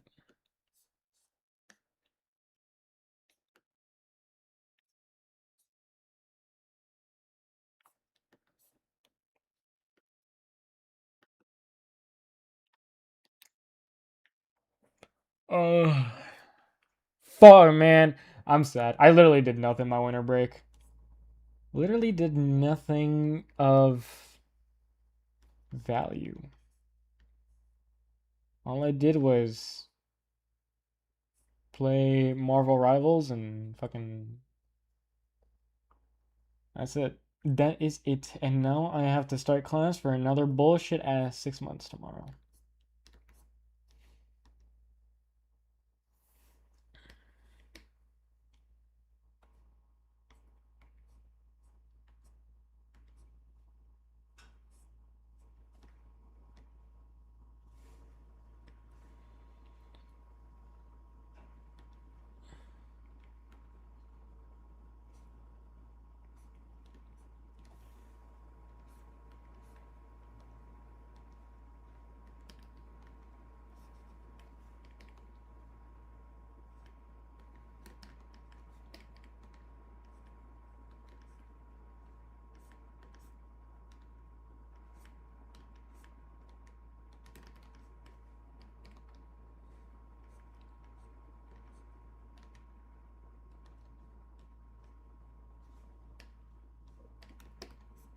So see, like I have like the guidelines basically, and all I'm doing is like trying to like make the hand look exactly like how I want it.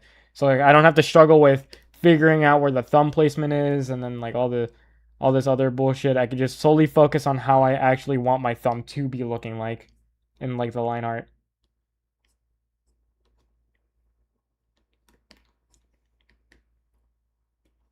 And also like you can start zooming in at this point too. So like another thing is that like a lot of people like to zoom in, which makes it a little bit harder to make a drawing look good. But if you like, you can zoom in at this point now because you have everything that you want.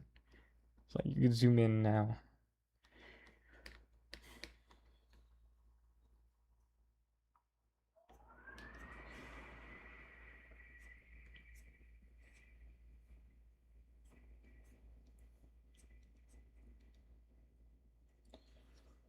I used to draw on an old tablet, but my fingers. I used to draw on in an old tablet by my fingers, but it broke. Now the only way I have to draw is traditionally, but I don't actually want to draw it traditionally. Can I still? Yeah, you can still practice traditionally. It's like the thought process is the same for traditional and digital. It's the exact same. Only difference is the tools that you're using. You could also, yeah, like that guy said, you could also draw on your phone, but that's actually straight up sufferment.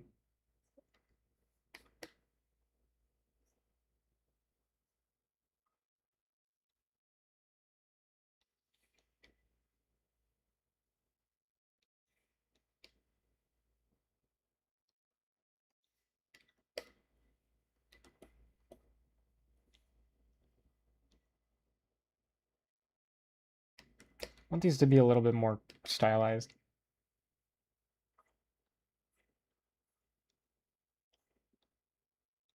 There you go. That's better. This phone, it's even more old. Damn.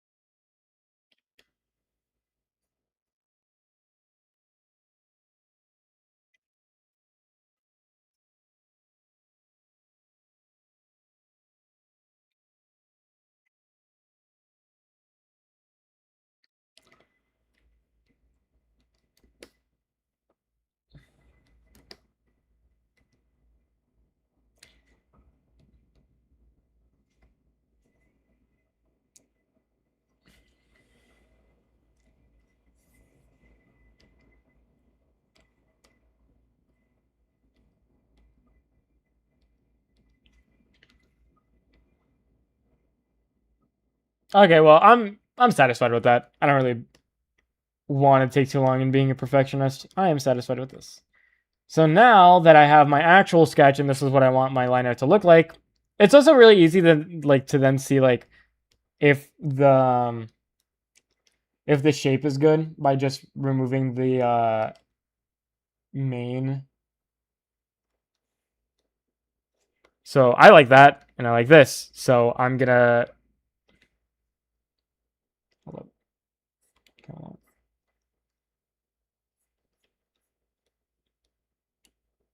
I'm fine with that. Yeah. So now I'm gonna go and just do my line art. And now I'm actually decent at line art, so hopefully this won't be too fucking hard. I'm gonna just use a 7. 7 size. So now line art is basically just having some line weight in appropriate places, and I'm gonna work on a hand drawing and keep this on the side. You better. Yeah, basically just trace your shit now. Let me hide this even a little bit more.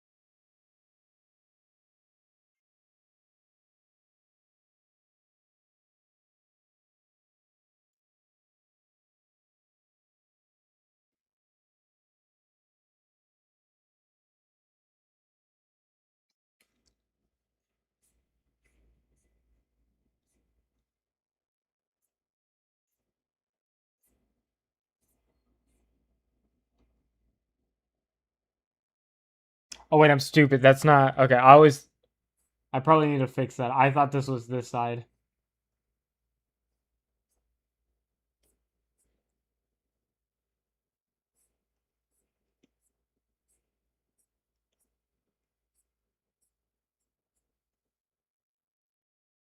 Yeah, I thought this was the other side. Good night, Mikey.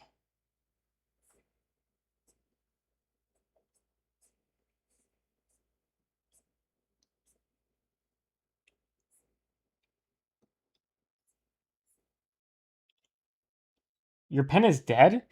There's companies that still use battery powered pens.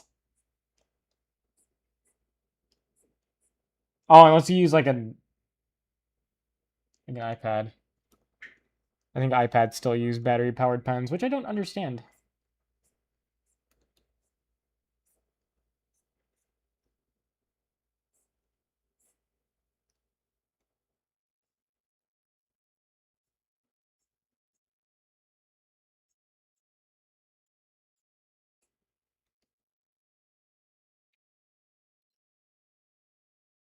No, I need to charge it.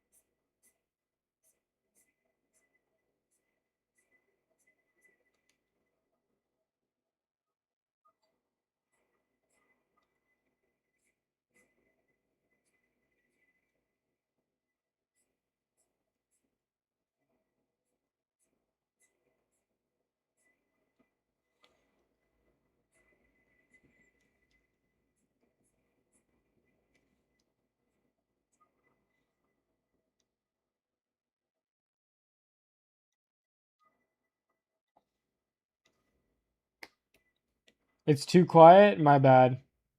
This is why I don't usually do drawing live streams. I just get really quiet because I'm locked in. I like to do talking live streams, but then I feel bad because people are like, "Why don't you draw?" I'm like, I don't know. It's just like I don't do drawing live streams that much. I just feel like I'm not very entertaining when I'm doing quiet live streams.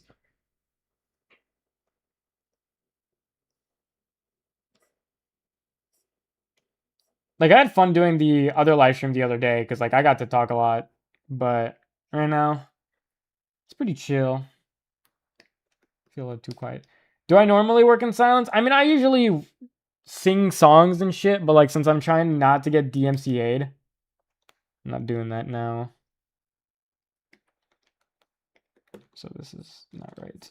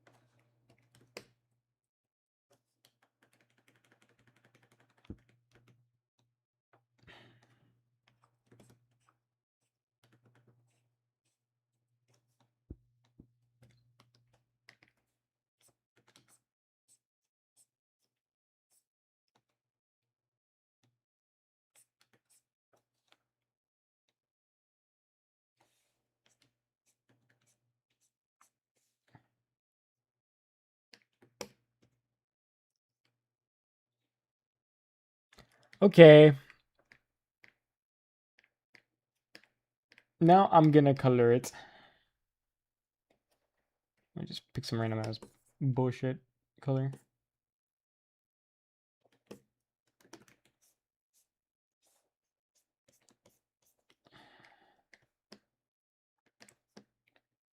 Yummy line art. Thank you. So usually like when you're doing skin, like when you're like drawing skin, usually like the line art looks really bad. So what I like to do is just pick like a skin tone that's like a little darker and just go over some of it with it. That way it looks like it blends a little bit nicer. See, like it blends a little bit more nicely when you pick something that isn't straight black.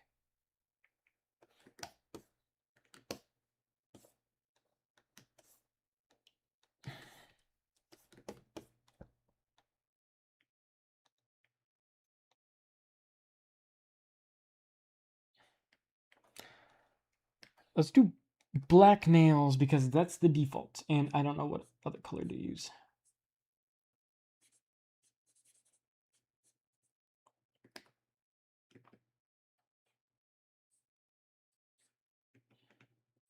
You know what? Do normal color nails.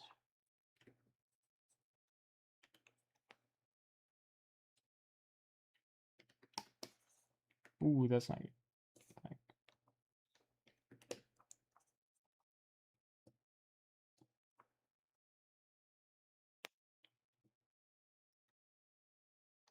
Do something like that for now.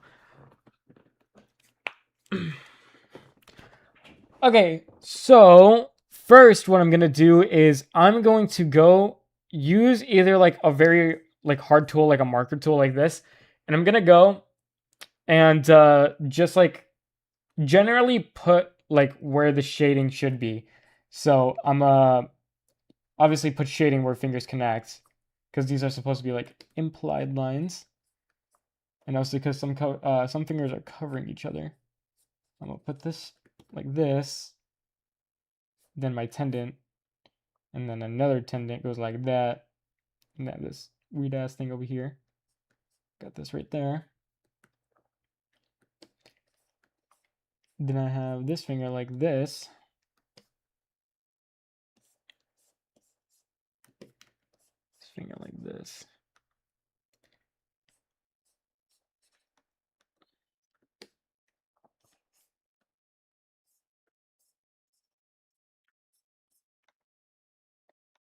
Hello, Mark. Doing pretty good. I'm doing pretty good today.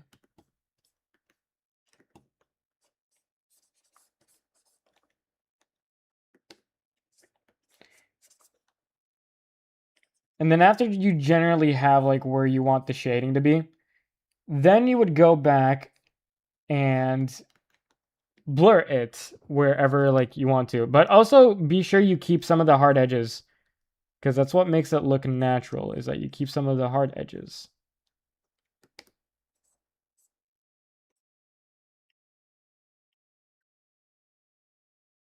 I think they might be here to replace my my fire extinguisher.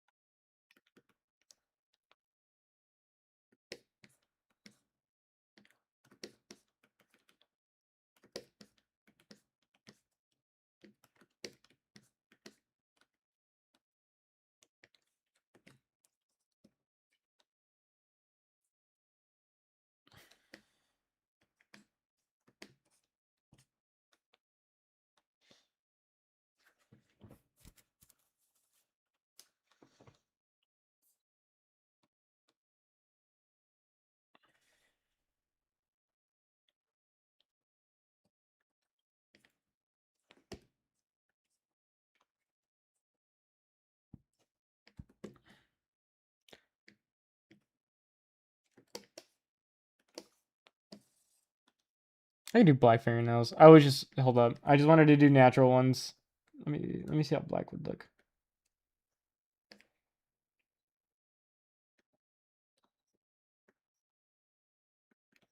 All right, let's do something a little bit more unique. Let me see what kind of color combination we could do. We could do like,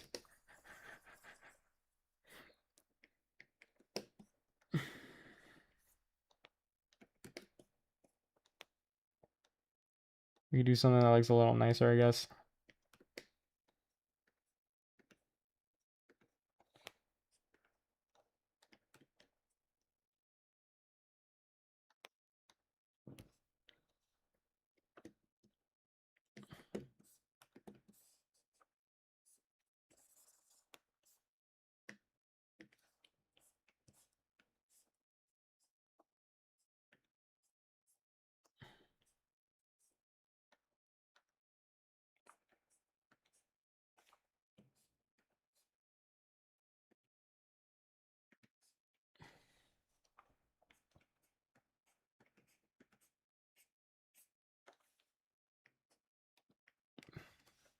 And then you might notice that a lot of this coloring looks a little weird. So like I like to go back and add indirect lighting, which is basically just taking the base color of your hand and adding it inside the shading and then blurring it. That way, you know, it looks a little bit more dynamic instead of just looking flat, like a flat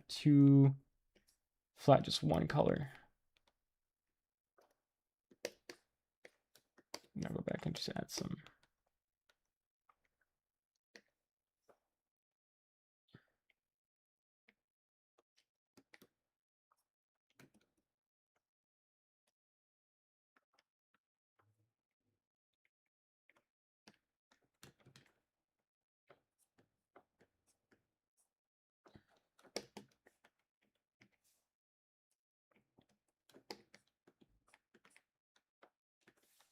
Now we just keep it like that. I don't really feel like adding a second shading color.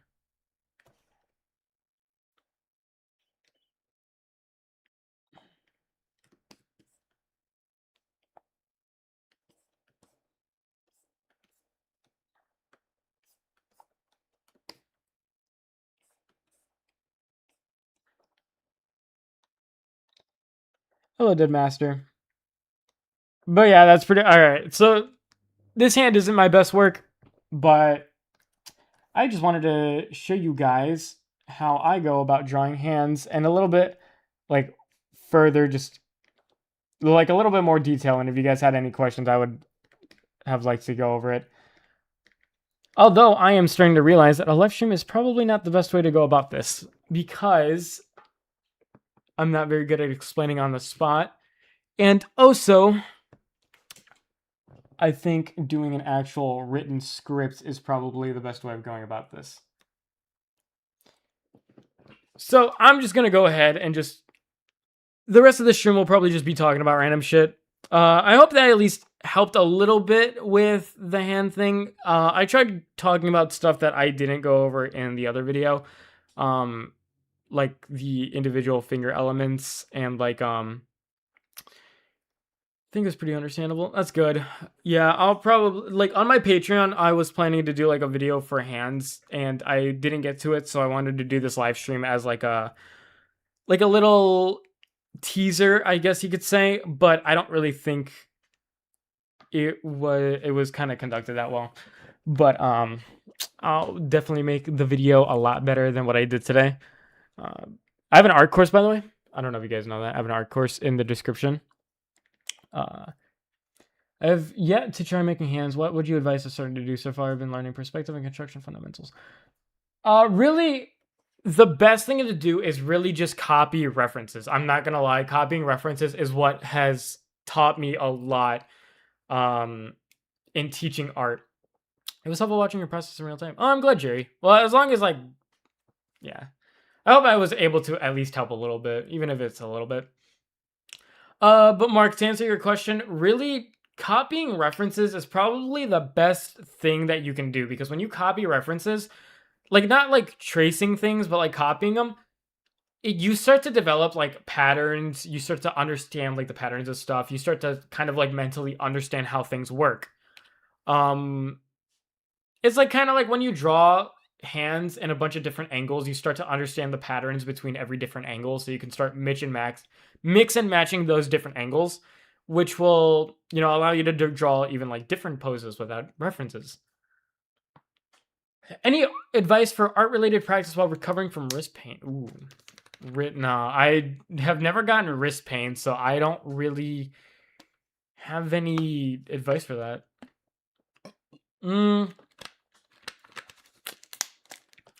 Let me think. I mean, you can study stuff, like study like the elements, try to like study, like an art style of your favorite artist. It doesn't have to be like straight up drawing, you'd just be looking at stuff. When I was in school during boring classes, I used to just look at my hand and draw it on the back of my notebook. I used to do the same thing. It is a very good exercise to do.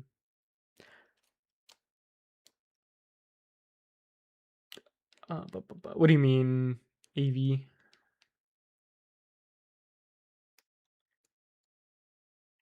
Oh, unless you were answering that other guy's question, sorry. Move the chat on this side of my screen. It's my fucking OBS. My friend used to get so surprised at how good I was at it. I don't know, I got confused with something too. No worries. So yeah, so 42 viewers. I see the same 3 people chatting. I always like to do what you guys are doing right now. Those 42 viewers that haven't said anything in chat, I'd like to know what you're doing right now. And if you guys have any questions, I would love to answer it. Or if you want me to talk about something. Because I don't know. It's just something about drawing while streaming that I don't like. I don't know. I've tried it. I've tried doing it like countless times, but it's just like I don't like just being quiet. I have to be. It's not that I have to be quiet, but like, what else do I talk about while I'm drawing is kind of like my problem.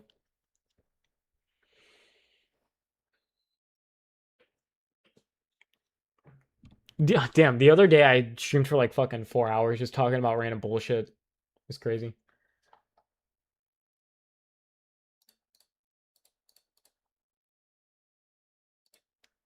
I don't know. I just really, I don't know. Yeah, streaming is tough. You got to constantly keep saying something to entertain people. Yeah, it's not hard for me to do that, but while drawing, yes. So I don't know how people do drawing streams. Actually, there's this one artist that I do like that does drawing streams. So I wonder how many views she gets while drawing. Like 4K views, yeah. Rosary, if you guys don't know, is the artist that I am referring to. Gets a good amount of views. I can't imagine she talks a lot while drawing.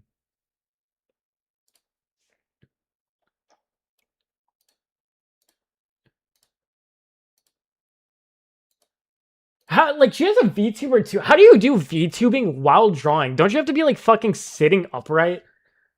I mean, they could be using like a non-screen tablet, but I don't know. I have to imagine that it's fucking annoying drawing while having to VTube.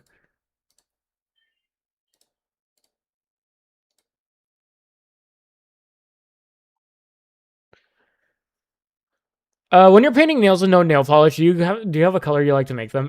Just like a pink, like sorry, like uh the skin tone that you're using with like a darker shade gradient. Noted. I have made 3D models so I can think in 3D with relative quickness if I study. Yeah, exactly. Damn, dude, I would love to go to an artist booth, but the problem is that I just do not draw enough to be selling shit. And also, I don't have that big of a following. If you think, okay, you should enlarge your video if you're not drawing anything, but then people will be like, oh, he's not drawing anything. Here, I'll do this actually. I did this last stream too, where I would just show like the drawing that I'm working on. Like that. I would do that. So you can have like, because people like the drawing more than my face.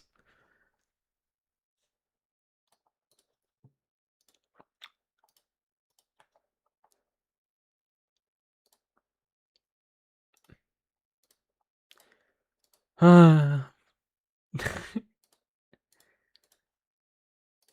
did try email her once to see if she wanted to do like a video, like a tutorial, but she said she was busy. She was free in 2023, but I never contacted her back because I didn't want to be annoying. I didn't want to be, dude. There's, yeah. I shouldn't talk about this. I was gonna bring something up, but I don't want them to know that I was talking about them. I don't stream that much. Who else is an artist that streams a lot? Who's like an artist? Rubber Ross? Does he? Rubber Ross. Does he still stream? Because he draws. I have to imagine. Okay, well, he played fucking Minecraft the last time. 2 years ago. Okay, he doesn't stream, I guess, anymore. And last time he did stream, it was Minecraft.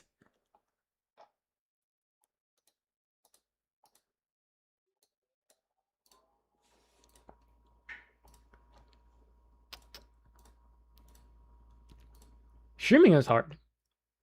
Okay, I want to say, okay, streaming isn't hard. Streaming is difficult depending on the topic. If I were to do a gaming stream right now, I know that I would have like 10 viewers. And like, I feel like gaming is a little bit easier to do. Like, but why would you watch a gaming stream? Why would you ever? I don't know. Unless like you actually like the person, why would you ever watch a gaming stream? Oh shit, my shit's buffering on my side. I really hope that I didn't lag out. The only ones I can think of who streams and draws was like Ron Eli. Okay, hold up. Wait, that sounds very familiar.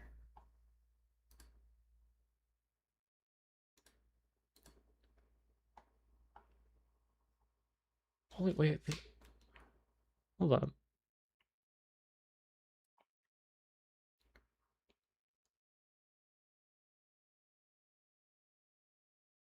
This sounded familiar. Huh. Okay. Well, I thought this was someone else. Holy shit, almost at 1 mil subscribers. What do they do while drawing? I'm assuming that is like another person that just, yeah. Wait, they do vertical streams for drawing. That's crazy. Oh, maybe, I don't know. Okay, drawing like a sir. Does he live stream? He doesn't have any live. Well, maybe he live streams on Twitch. No, he doesn't have a Twitch.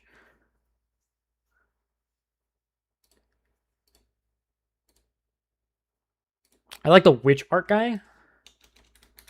Which guy art? Is that like is that where you're? Hold up. Is that like? Oh, that's that guy. Okay, never mind. Oh my god, I burped and it fucking hurt.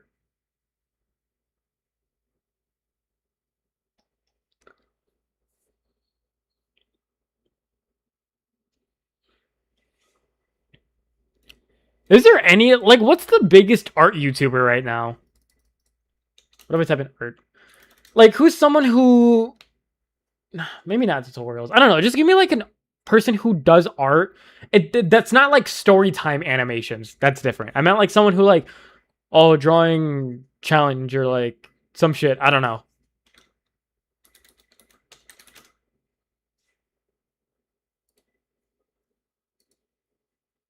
Naoki. Okay. Naoki. Naoki. Did I look up the right guy?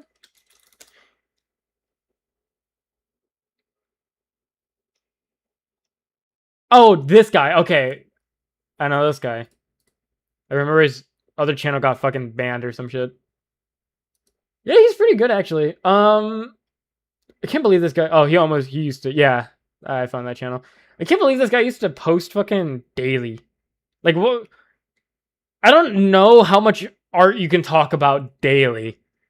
Like, I literally struggle thinking of like a tutorial to make because I'm like, I don't even know what to fucking talk about anymore.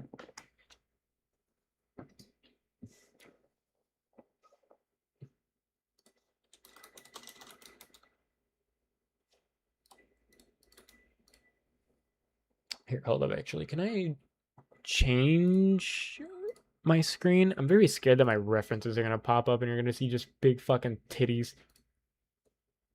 That's usually my biggest fear. Is just like showing my fucking big ass boobs on fucking stream. I probably have done it before, but I don't know if he makes art tutorials, but he makes art. You okay? Hold on. Let me change my screen. I'm gonna put it in studio mode in case it fucking,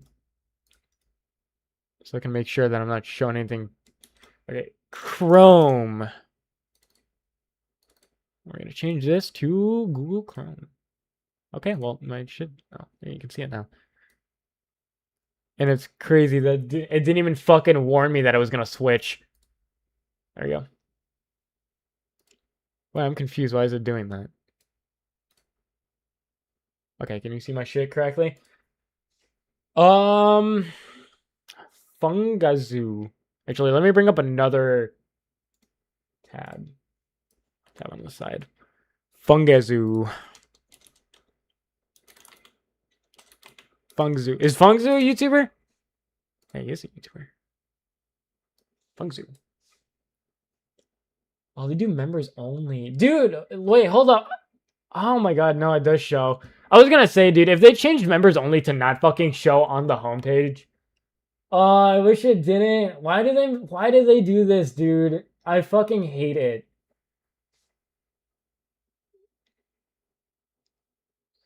Where's my YouTube studio? I just realized. Where the fuck is my live streaming shit? Oh. Hold up. Stupid. There you go. Gotta put this right here. Alright. Hold up. Yeah. It's so like it's hard being an art YouTuber because there's only so much shit you could talk about.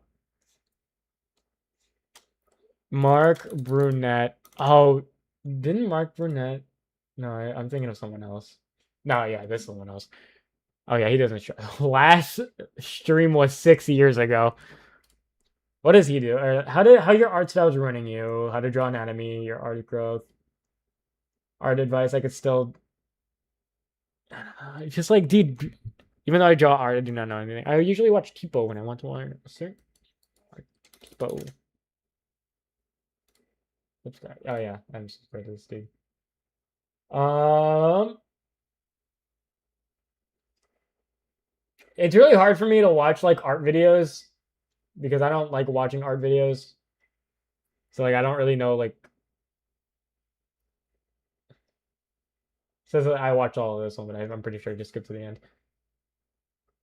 Yeah, he does make interesting videos. Like focusing on like one popular artist is a pretty smart idea.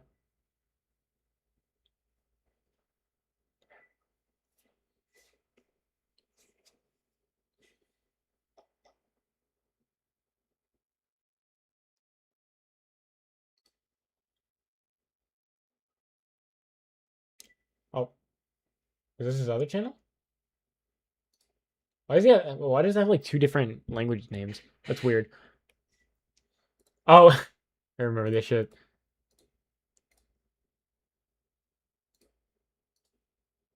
This guy, this guy's on the grind. What does he actually do? Like what? Like he cannot be living off of just YouTube.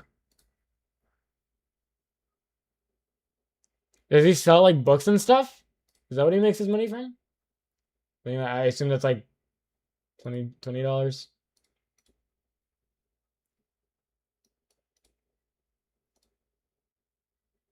Oh, okay. I did not want to see that.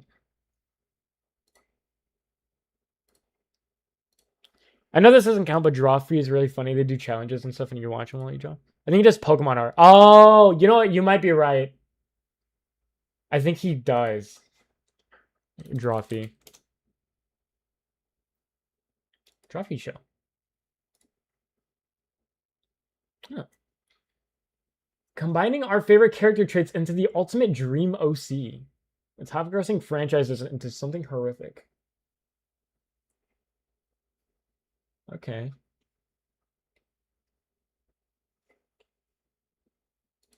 Oh, they do lives too. Oh, it's like a big team of people. Holy shit, they got a whole ass fucking... Got a whole studio. There's a whole team. I thought it was like one, like a group of friends. Well, I guess it could be. That was a night. Holy shit, that was a long time ago, 7 years ago.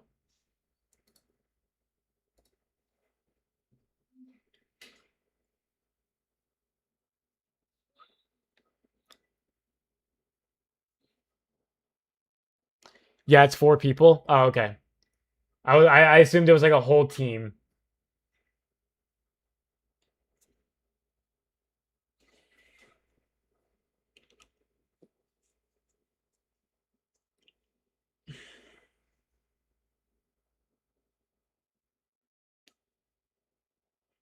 Well, they do have an editor. Well, I guess that makes sense. When did they join? What's their oldest video? Snakes with legs, 11 years ago. When was 11 years ago? 2015? Insane. Oh, this person. I forgot about this person. Does anybody watch this person? Viora? They post fucking weekly. And they're like, oh my god, dude, I wish I could post weekly. I really wanted to make a video where I just fucking draw like, ooh, I really want to do that. I really want to just draw scary shit on Roblox. I want to do one of those Roblox fucking drawing games. Do I have to log in? Nah, I'm already logged in. Dude. Oh my god. Hold up.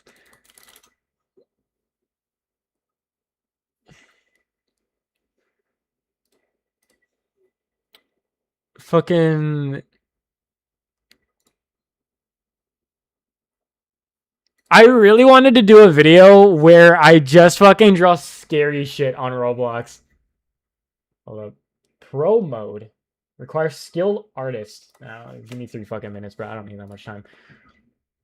Oh, I'm not showing it. Hold up. Give me a second. New scene.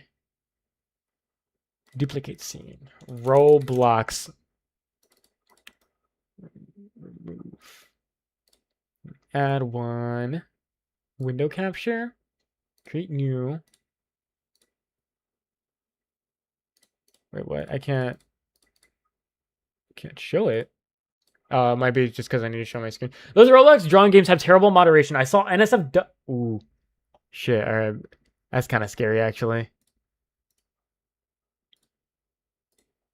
Primary monitor. Okay. Where's my face cam? There it is. I gotta draw a seahorse. There's Roblox drawing games have terrible moderation. Yeah, that's fucking horrible. But what I used to do. Oh, you can move it. Wait, can I use a drawing tablet? You know, I didn't even realize. I didn't think about that. Hold up. Holy shit! Hold up. This is gonna be kind of fucking weird. Oh, I can't. That blows. That blows. I thought you could. Well, maybe you can. Hold up. I just need to... Hold up. Wait, where's my fucking pen again? Seahorse. What does a seahorse look like? Oh, fuck, you can't. It's like really fucking ass. Dude, what does a seahorse look like? It's like... Oh my god, this is fucking shit. My, like, tablet is not registering. Like, shit, it's like that. It's like fucking this. They got fins on the back and shit. They don't have ears.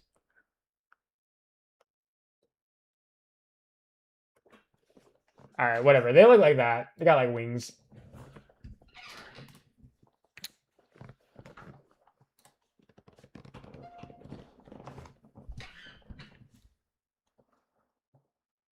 Picasso, yeah. Fucking amazing. You know, I already know I'm gonna win. It doesn't even... Should I even color it? I feel like I'm already gonna win. Like, yeah, I wanted to do, like, a drawing Roblox game. But do I really want my audience to be, like, 9-year-old kids? Probably not. And there's not really that many fun games anyways. I mean, all there really is just, like, guess the drawing game. Oh my god, dude, fucking Roblox sucks.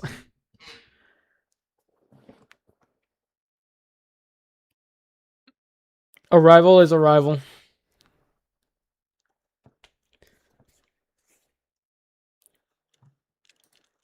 Someone was calling me.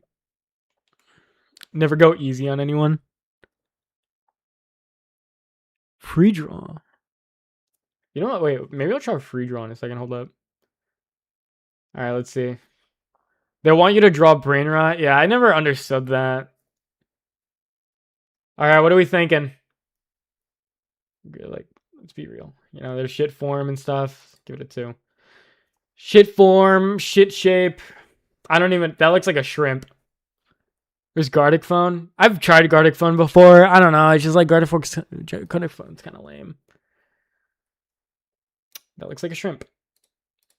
Giving these kids a 1, bro. They're going to learn at some point.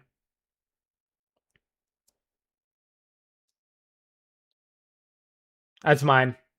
I already know I'm going to get a 5-star, dude. It doesn't even fucking matter. Just join what y'all did. We were going over hands. Then we were talking about, like, you know, artists. This one's good.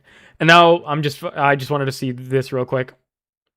I'm just doing this real quick just because I already joined it. That looks like a horse. Not like a seahorse, but like a horse. But I mean, hey.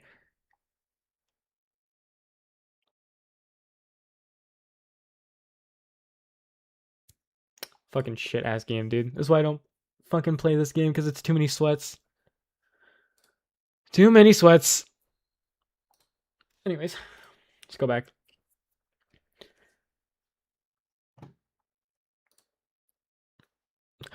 Dude, wait, hold up. What? I don't know. I want to do different kinds of content, but it's like, I don't know what I want to do. I don't know what I want to do. Like, what do I want to do? Do I want to react to TikToks? Do I want to like do challenges? Like maybe draw on Paint, like fucking Microsoft Paint with a shitty ass tablet. If I can make something. I don't know.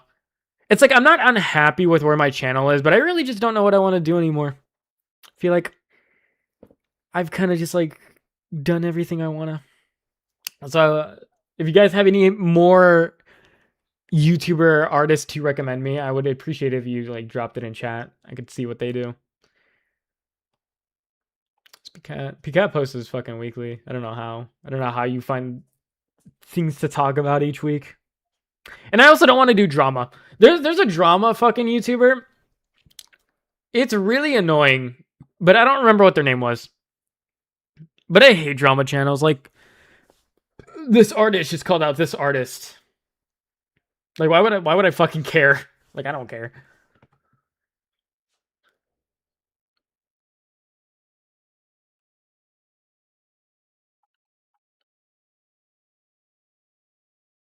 Who's this guy? Oh, he's the guy who makes like miniature stuff. I like this. This is really cute. Yeah, it's always a go-to for me. Yeah, I think she's just like really active. Actually, I don't do lives though. Oh, does she do lives? Twitch live. Duck. Did people not fuck with the duck? Views.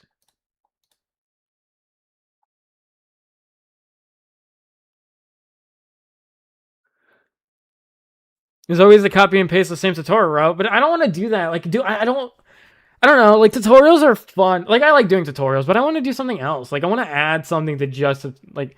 I don't want to just do tutorials. Like, I love doing tutorials, but I want to do something else. What's something that's like fun? Spilled ink. That sounds familiar.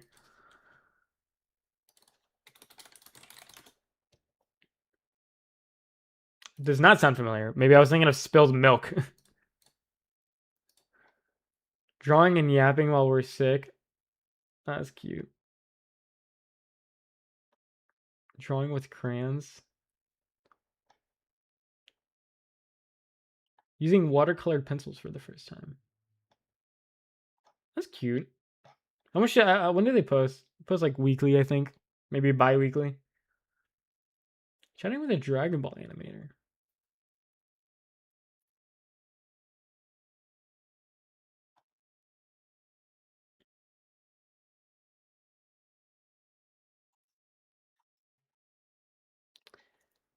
Damn, bro. It's Imiriku and who's that? Is that like oh, it's the people who do they have their own YouTube channels? Yeah, I'm assuming so.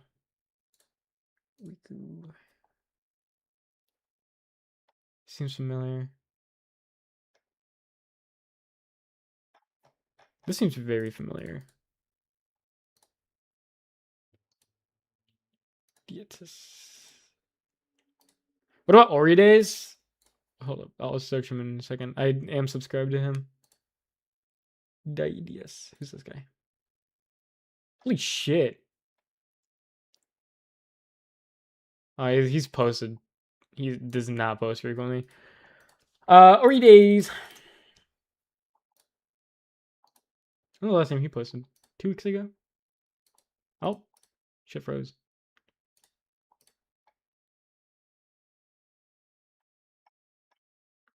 He pretty much does the same thing as me, except he does like more specific stuff. So like 5 rules of improving fast, how to make drawing so fun it's like a video game. If you aren't a good artist, please watch this. I usually am just very straightforward in my videos. It's just like how to draw hands. Who's this fucking dude? Um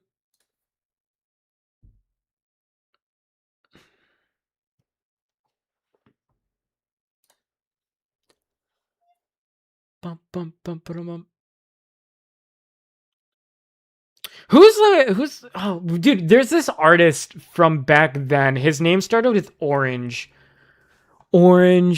something. He was really popular. What happened to him? No, hold on. I'm thinking of someone else. Kawasi? Kawasi. Does he still post? He's someone I used to look up to back then. No, he doesn't post anymore. What happened to this dude? You guys remember this dude? Does he still post? I really hope nothing bad shows up.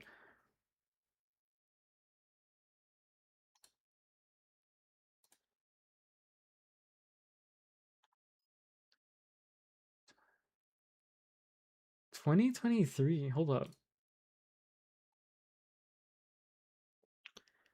He was a really popular artist back then.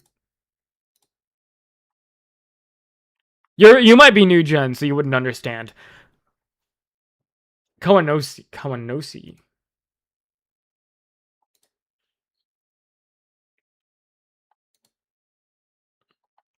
Okay, so I remember back then there used to be like this group of artists that everyone would follow. It would be like this guy, Sasuchi, some other dude who it was his wife. It was his wife. I searched and said something. Oh, that's fucking right. He made a comic about a vampire who meets who raises a human girl, and I think they end up together. I think that's what happened.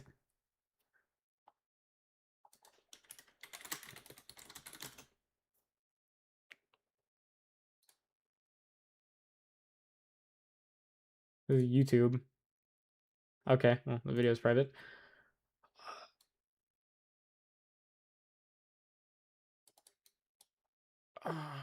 I thought it was something else. Maybe I'm thinking of someone else.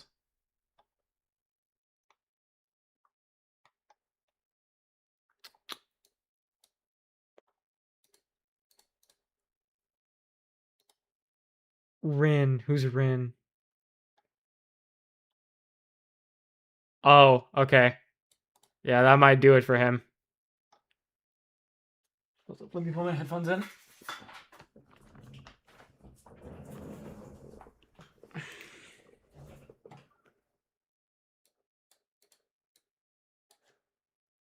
Come across is actually a creep and weirdo and very problematic.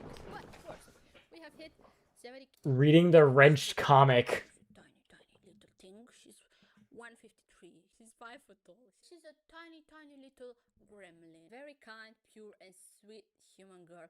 They're just meeting in the park. I mean, Wing Canvas streams a lot again, but if you're gonna show that, found it. It was trying whiff waffles. That's the coolest trick that I ever did see. And he's like, aren't you scared of me? Aren't you scared of me? Oh, I'll search that in a second. That's the ugly. She's such an airhead, this little child. That she sees a bunny, she gets distracted. The bunny is hurt.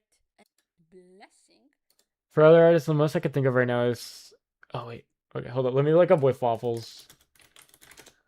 And then I'll look up that. Maybe you haven't. So that's 3 months ago, 4 months ago. Starting a brand new sketchbook. What can you do with cubed markers? Let me search with this guy. It sucks not like enjoying art content because I feel like it would make it so much easier to come up to think about what to do. Damn, this guy drawn. Ooh, I kind of like this art. Damn, I fuck with his art style. It's clean as shit. Peak ADHD stream right here? Yeah, I know. I gotta get diagnosed. Still working on it. You're so fucking lucky I'm a little bit sleepy, so I'm not super fucking hyper. Hey, I like his art. It's cool. Or their art. I don't know what they are. Another is Yomi Shiro, who does stream and tries to draw on Shonen Jump Star. That sounds interesting. When's the last time they posted? A year ago. Oh, do they do shorts? Is that why? Wait, is that? Wait, hold up. Who's this? Yeah, it's L. I was like, is this L? That's peak. What do you like about art? Maybe it's not about making content. Maybe it's just doing what you love and people be about it. I just like drawing. I just like drawing, you know? And I don't know. I don't know what to do. I don't know what I want. I like drawing. I like I don't know. I just like drawing the same 3 fucking characters. I like drawing my characters. I like giving my characters I don't know. I like treating my characters as real people and pretending they're models. But I don't think there's anything I can do with that. I don't know. Start a webtoon. Fuck that. I would never start a webtoon, dude. That's too much fucking work.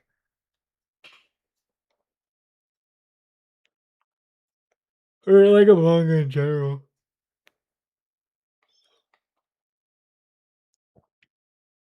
Who else is a very OG artist? What? Just do that. Do what specifically? Sorry. Reminds me of Wincel. Okay. What happened? Oh, never mind. I was gonna say they just get fucking banned.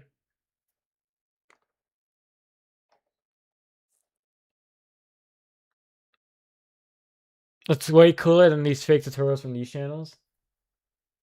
That's Rebecca. Have you ever felt alone? Nah. I just keep getting critical and art shit now. Put your characters in situations and do fun things with them, like you said. I don't know. What would I do though? I'm just not creative. It's kind of funny. I'm just very not creative, you know? Everything that I do is always like based on what someone else does. I mean, I guess that's everything, but like, I don't know. I'm just not creative. I don't know. Like, I can't think of an original idea. Do you like Tony Infant art style? Let's see who that is. Ooh, that's cool. I do like it. I like. I do like it. What do you mean draw a favorite character with your own problem? Like,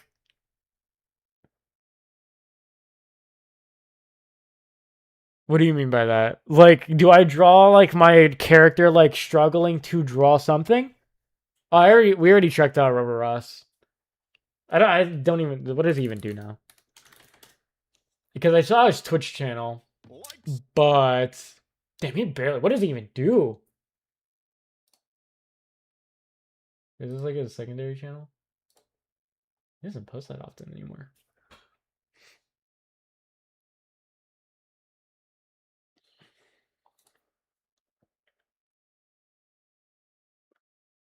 Look at.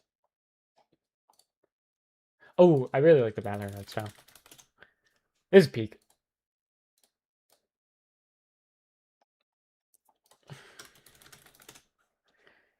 Actually peak. Actually peak.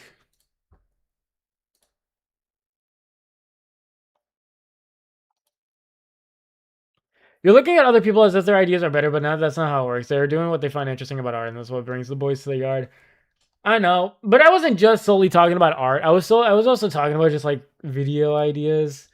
I wish I could come up with something like I wish I could come up with my own gimmick, but my own gimmick is just teaching other people how to draw, which isn't a bad gimmick. Because my gimmick maybe is like the way I talk about it, but like I don't know. I want to do something interesting. I want to make something that's like, ooh, I know this is something that I'm happy with posting. But like the thing about me and art, I have a complicated relationship with art. It's like art's not my passion. Art is like a side, not a side thing. It's like a hobby. You know, it's like a hobby that I like. It's not like my passion. My passion's like coding and shit. But that's what makes it hard. Is that like I feel like to have like a really good channel, you got to interact with like the community you're a part of. But like that's the problem. I don't interact with the community. Well, I am in a very big, a YouTube art Discord server, but that's not what I mean. Like interact with the community. I mean like watch other people's art videos and shit and see like, ooh, dude, like get inspiration from them. I do want to show you guys a Roblox game that I was making. Hold up. Hold up. I'm gonna show you guys like the. Oh, I don't have YouTube fucking Studio. I don't have YouTube Studio. I don't have YouTube Studio because fucking. I got poop real bad. Not YouTube. I'm fucking stupid. Roblox Studio, cause my PC killed itself. Oh shit! Oh my fucking god! I might not have my files anymore. I didn't even think of that. Oh my god! I might not even have my work anymore. Integration your art with your passion. I mean, yeah, ooh, making like a video like I made my own game. That would be kind of sick. Like I made my own art game or some shit, or not my own art game, but like I made my own game. That is a unique space. A lot of programmers that do art. Okay, well I don't want to say they're not as good as me. That sounds very egotistical, but you know what I mean. Hold up. I gotta log into fucking my Roblox. Oh shit, dude! Thank you for the 20. Thank you. You want me to call you Meth again, or do you want to call me by your actual name? Meth. Use La. I'll call you by your YouTube name. You have a fantastic way of explaining things. Thank you so much, dude. You support me way too much, bro. I appreciate it. Thank you so much. I gotta log into my fucking. I really hope the thing that's showing on stream right now is not my passwords. Okay. That is something that I could do. You know, like incorporate coding with my art. That would be sick.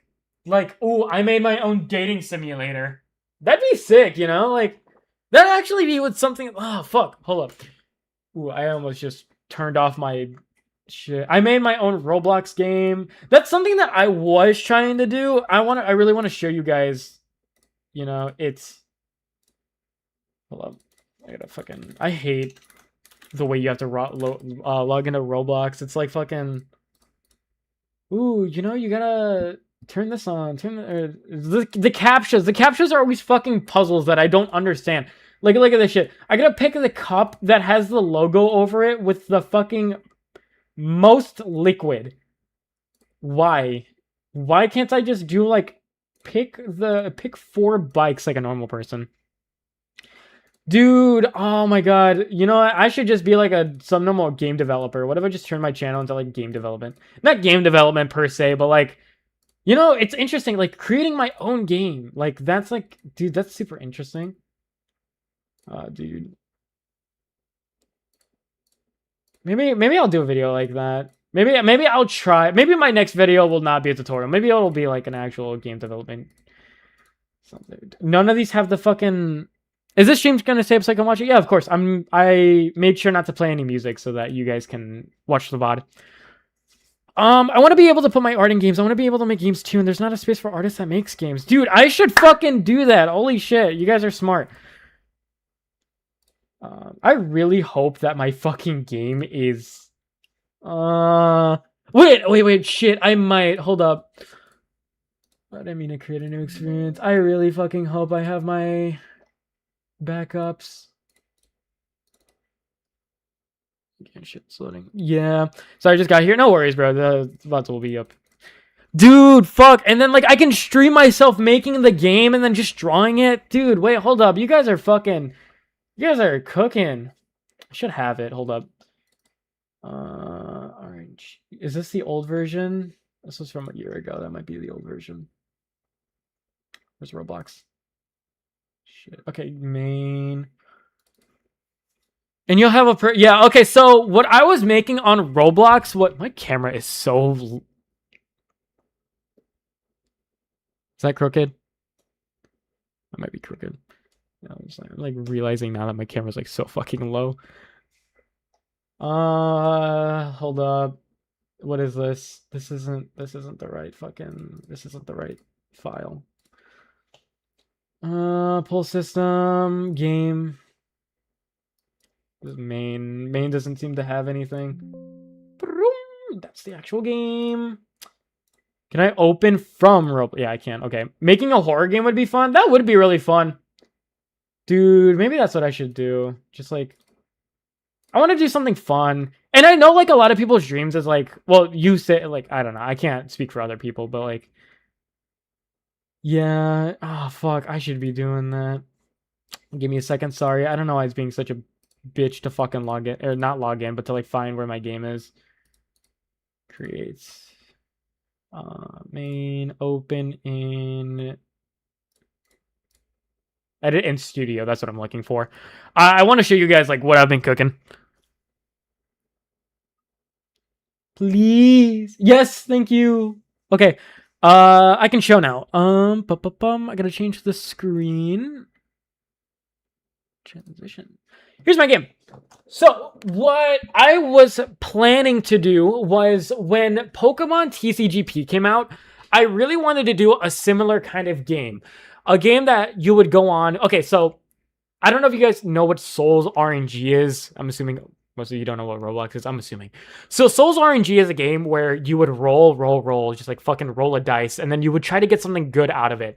And that's kind of what I wanted to do. I wanted to do Pokemon TCGP, but with that roll mechanic. And then you can actually battle with the cards, which is what I was developing. That's really hard. So, here is the game. So here's my character. You can queue up, obviously. You can queue for the game. You would press open. And why they fucking okay. So you would get card. Oh, I got Zora. Oh. And then boom.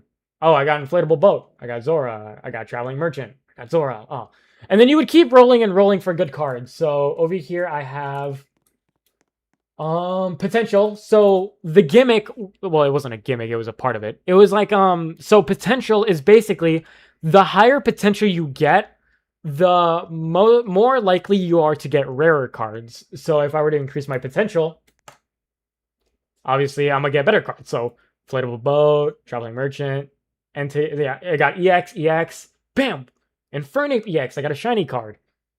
Again, inflatable boat, traveling merchant. Whoa, Ryuk. Fuck, I'm pronouncing there. Raikou EX.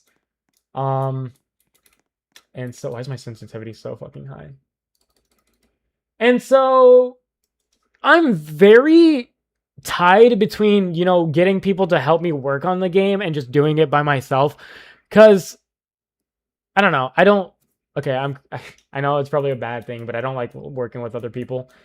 But yeah, so here's like all the database, fucking shit like that, emojis, cause like that.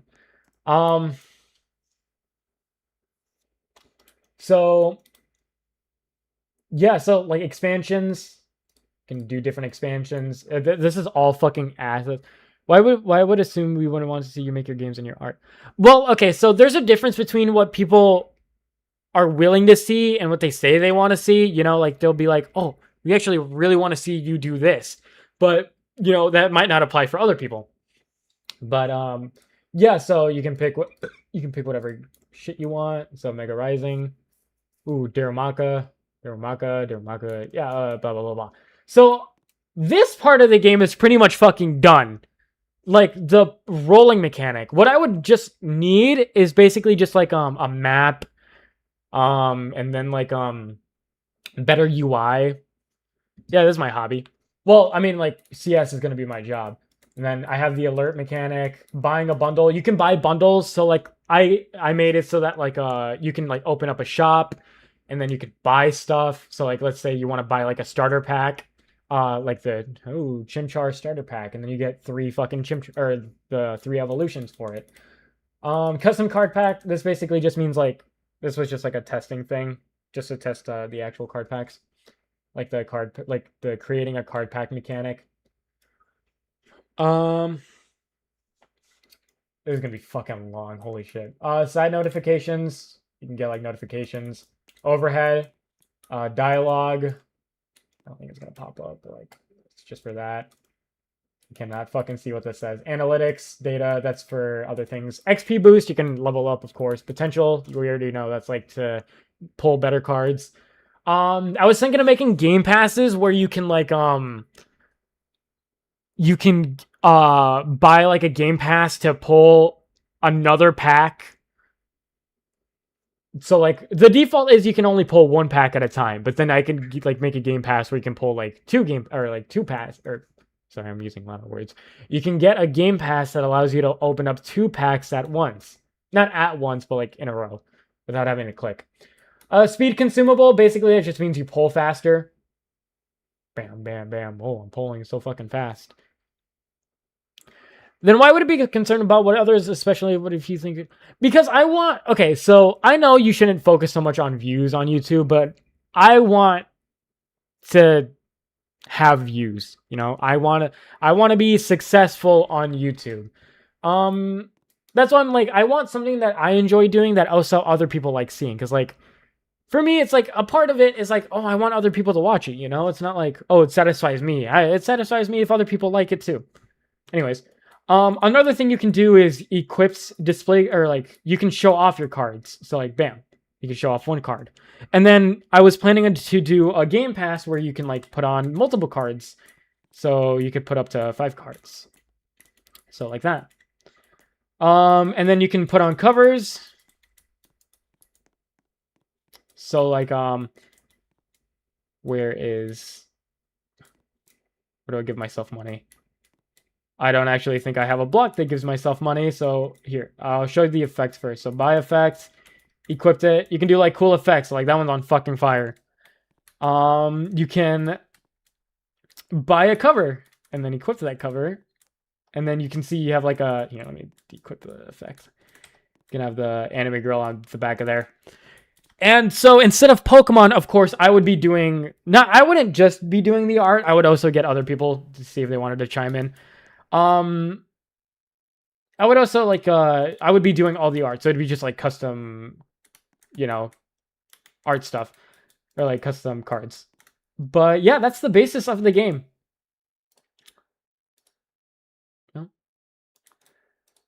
And this is all the fucking scripts. I don't usually know how people structure their Roblox games, so I tried as best as I can. There's all the remote events, shit like that. I don't think people... Should I continue writing my story for my own game? Yeah, dude, fucking do it. Why not? From my standpoint, you already are. I don't have a platform. I don't have people who come to me, see me. I understand that. Like, I am successful to other people's standards, but I want to be more successful, you know? Like if I was... Okay, so how do I explain it? If I was satisfied with what I was doing now, I wouldn't grow, you know? Being satisfied with yourself kind of means like stagnation.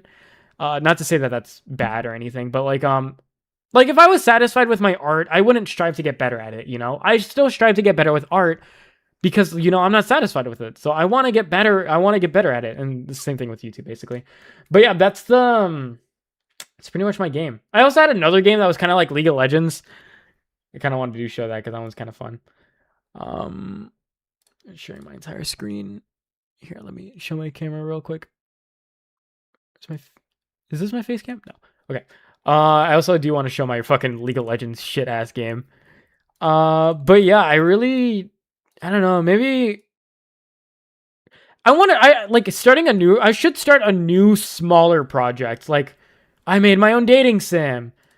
That'd be interesting. Like, that's like dating sims are pretty popular. But here's League of Roblox. That'd be cute. Here, let me transition. Okay. Here's League of fucking Roblox. It's League of Legends, but on Roblox. Alright. So you got your old camera and shit. I don't even know if this feels as good to do on fucking... Hold up. I want to pop this out in a new window. Test. Server and clients. Let's just do one client. But if you don't push yourself to do things that inspire you because of unfounded fears, you don't grow. Well, that's not it. It's not the fear. It's not the fear. It's like that I don't know what to do. That was my problem, is that I don't know what to do. But, you know, doing like a game dev art sounds really fun. I would like to, you know, do that. But yeah, here's my fucking shit ass Roblox game. Bam. Oh fuck, the minions. Oh, they oh my god, they're doing so much fucking damage to my fucking turret. Shit, I gotta have my own minions.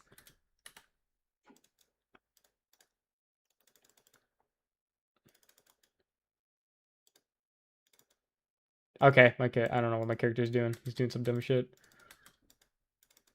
Oh shit, they might be... What are they doing? But yeah, so that's basically like the 2 Roblox games I have. I have other games on Game Maker. But yeah. Ooh, I should be coming up with like a cool, simple game idea just to like make a video on. What would I do though? Dating sim sounds fun. That's like a good idea. But what's something simple? So I don't want to do a Roblox game just yet because I'm already working on one. I made a Roblox game. I mean, I really wanted the battling mechanic, but I mean, a lot of people just like to do these shit ass fucking... Okay, I don't want to make a slop game. I don't want to make like fucking roll a baddie. I caught my girlfriend was fucking playing that last night. Like, what even is this, bro? Hold up, let me bring up that shit ass game. Like, I could make something way fucking better than that. And like I'm saying, well, I mean, I guess I am doing it, so like I can't really say that it's just all talk because I am doing it. Maybe I would just like, you know, who cares? Like, I really wanted the battling mechanic, but I don't have to add it in. Maybe I could add it in as like a future thing, you know? But yeah, here, look, I'll fucking show you what this game is. Roll a baddie. How about horror dating sims? That sounds fun. Although, that does sound pretty fun. Like a horror game dating sim. Yeah, Roll a Baddie is an actual game.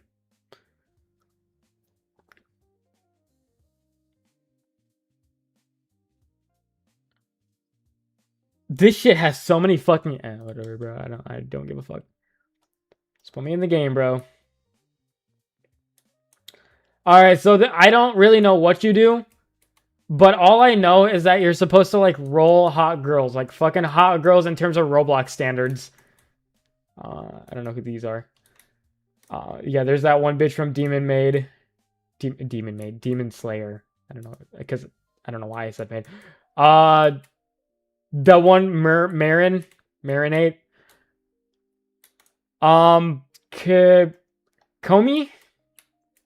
Komi is like just generic cat maid, I guess. The bitch from One Punch Man. This is what they're doing on Roblox, by the way. Yeah, some shit ass fucking. Let's go to this guy. Marin, Invisiwoman. Bitch from Fearin. I don't know who that is. Maid. One Punch Man. Okay, Astolfo. Astolfo again. I don't know who that is. This is the entire game. I want to make like a fucking better. Wait, do you like roll them? Hold up. How do you roll shit? Bye. Here's what's in stock. Okay. Give me this, bro. Weird. Wow. This tutorial looking fun. Dude, I'm sorry. Go back earlier in the video for the fucking tutorial. So yeah, okay, it might be out of context if you're just now joining and watching me play this.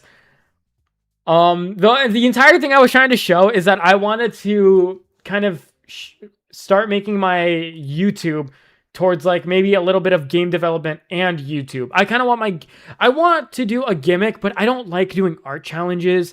I don't like doing, like I'm not that type of person. But people were saying maybe do like kind of showcase game development. So I could do like, oh, I made a Roblox game. And so I'll show myself making the game.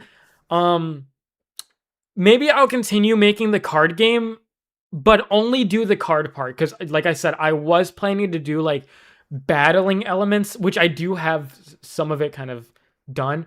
But that is so fucking... That's a lot for one person. So I think I might just do the card thing. But like that'd be sick. Like, ooh, I made a bunch of fucking art for my card game. And my card game has lore and shit like that. But maybe I should start off on something simple. What are... Dude, oh my god, Roblox games are shit. I like to play just shooter games, by the way.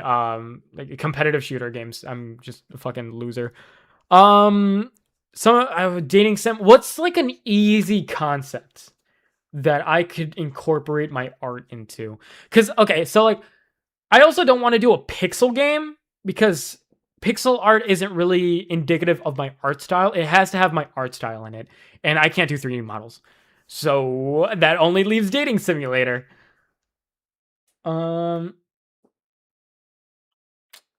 But I mean, dating. What's like? I mean, I guess that is popular amongst the dating. What's like popular amongst like artists? Like, what games are popular amongst artists and like baddie shooter? Dude, fuck no, dude. I would never do that. I mean, Roll a Baddie was pretty peak. Horror is a good idea too, but like, what would I do? Like, I don't know. What would I do with a horror game? Horror dating simulator sounded interesting.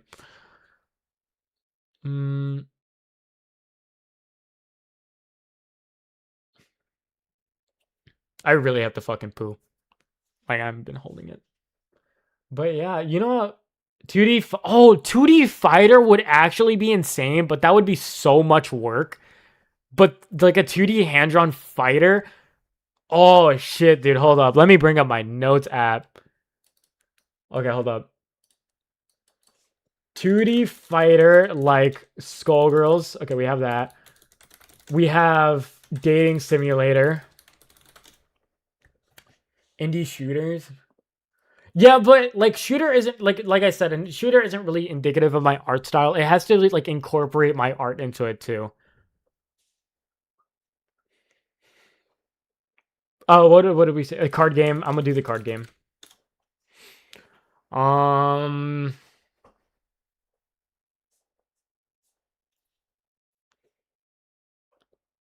Anyone got any ideas? Like maybe you're drawing right now and you're like, you know what? I should tell some normal artist to do this idea. Anyone got an idea? I really have to use the bathroom, dude. I've been holding this shit in. I'm like fucking DDLC like horror game. All right. All right. I'm gonna use the bathroom real quick. You guys come up with ideas while I go shit. So be right back.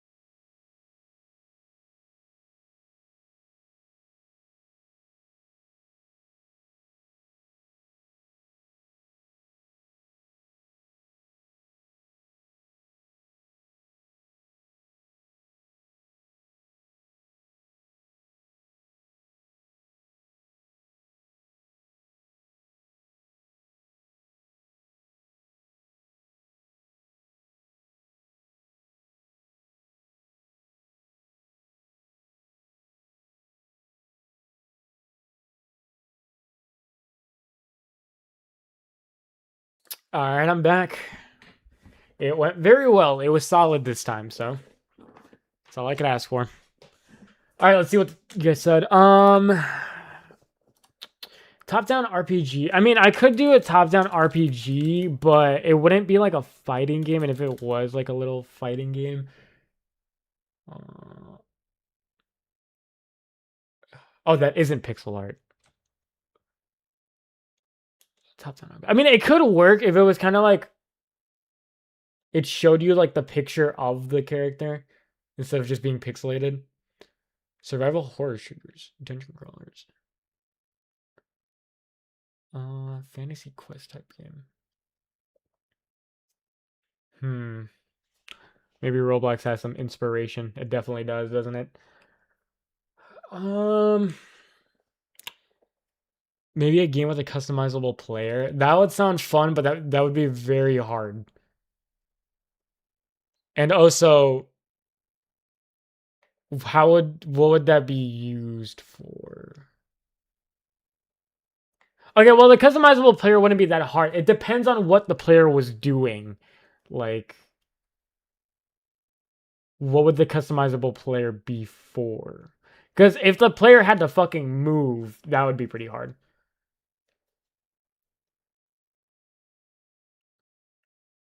What's like a good place I could look for like inspiration?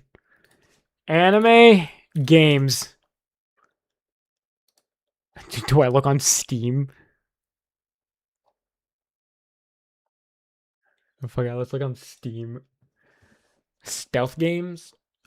It has to be something simple. It has to have like just like a simple little premise, but like a very popular simple premise. So like RPG where you fucking I don't know, you fight something. That would be pretty simple.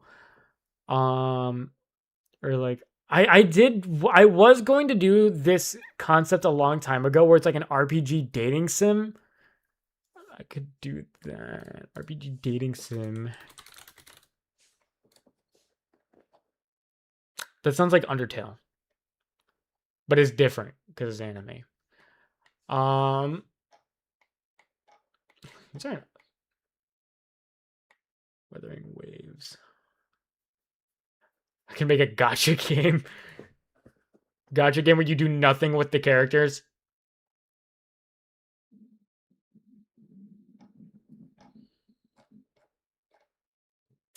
Okay.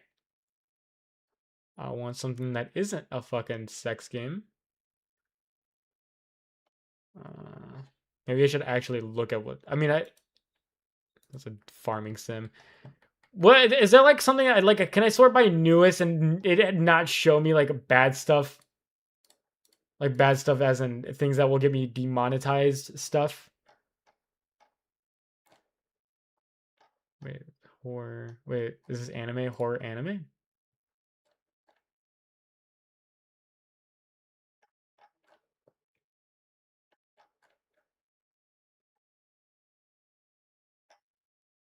Okay. Look at the genre tabs. It should not even load in for me, I guess. Yeah, Wallpaper Engine is my favorite anime game. Signalis. What is Signalis? That looks cool. I don't know what this is. Oh, it's like a 2D pixel. Oh, that's pretty cool. That looks very hard. Sorry, we're closed. Yeah. Fucking Steam is closed on Mondays. But yeah, maybe my next video won't be a tutorial. Maybe my next video will just be like just like a little fun thing.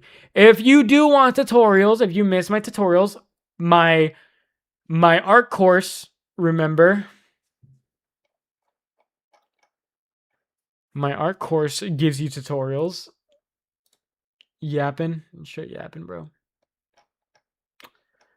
But yeah, I don't know. Maybe my next video will be like just like I made a video. Or I'll do like I made a Roblox game. I feel like that would be probably the best thing to do.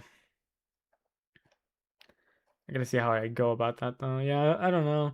I was going to make a line art video like a long time ago, but I'm like, I don't know. I wasn't satisfied with it.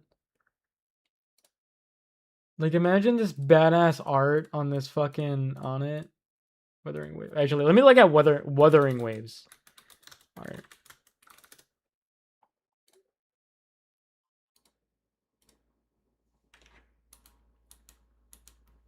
Okay, well, it's not. It's cool. It's good. It's just it doesn't really fill me with inspiration. What's a gacha game with a lot of good anime art? Ooh, Nikkei. Ooh, Nikkei's a good one. Nikkei. Please don't show me anything bad.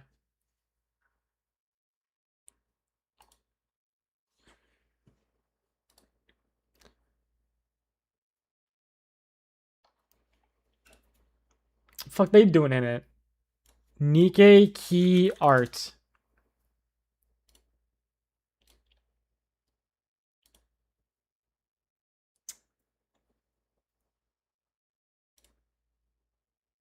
Oh my god, I got fucking scared. I thought one of them was naked for a second. I had a heart attack. Do I want to scroll down?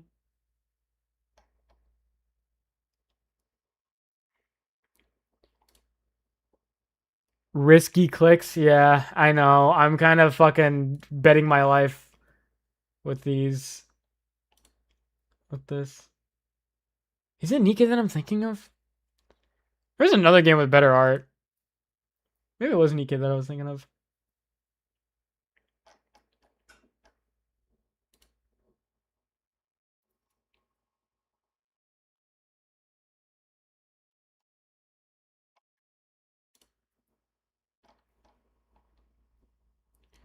What genre?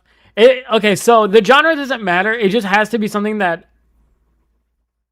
It just has to be something where I can draw in it. You know, like a card game or an RPG, shit like that. What's a game with better art? Here, gotcha games with good art.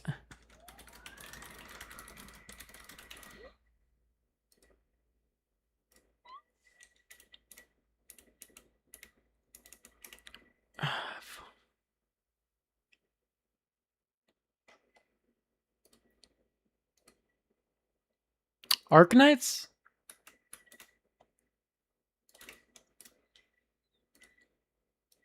Does Arknights have good art? Ooh. It is pretty good. Ah, shit. What if I... Wait, hold up. I'm thinking. This head is thinking. Hold up. Metroidvania style game. That's way too complicated for me to do. Well, it's not like I can't do it. It's that it would take like a lot of years. Oh, what if like an illustration? Okay, illustrations. Like I really like these illustrations where they kind of have like a background in them. What character is this? If anyone knows, Zen's Endless. Zenless and Zero is also good.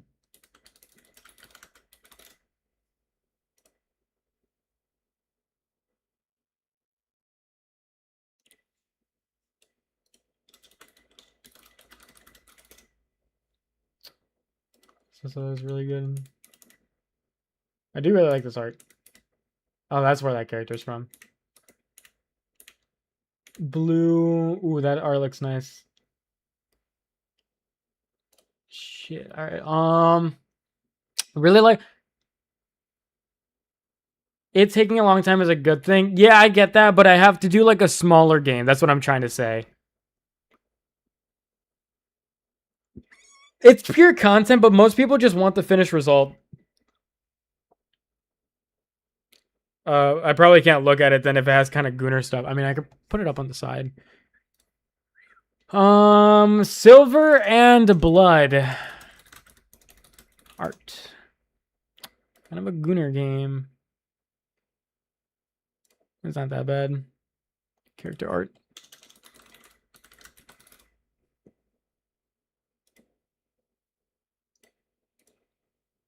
No, it's not that bad. It's really nice art, yeah. I want a game where I can kind of draw stuff like this. Because this is sick as fuck. It has to be like an actual playable game. Something that like you actually play.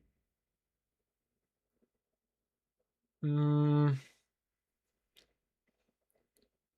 are my ideas? We got a lot of good ideas. I don't want to do like roll a baddie because it's kind of stupid. But like I don't know another type of game that I could fucking make with this kind of art.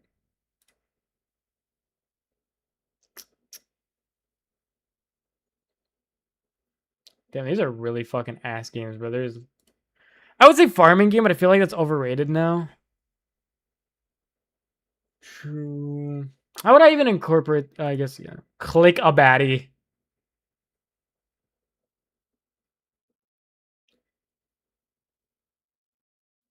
I was thinking that maybe instead of cards, I could do stuff like this, but then the problem with that is that like I would have to rework a lot of the shit I already did.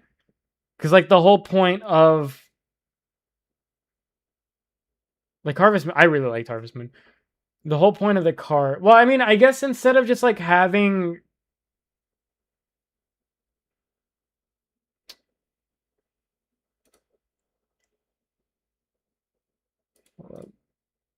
I mean, I could still do this type of art. I would just have to kind of also configure it for a card. Make a 2D tsundere simulator clone, but actually playable. What's 2D tsundere simulator? Auto Battler would be pretty cool.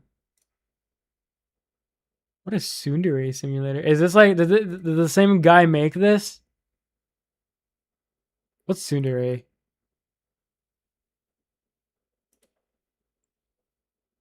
Let me see auto battler. Auto battler. Oh, that's kind of like the League of Legends fucking game. Not League of Legends, but like Runeterra.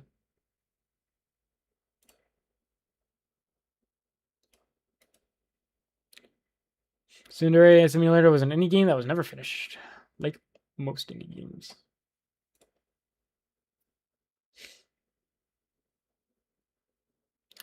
The code really became really unoptimized. That sounds a lot like another game that I have heard of.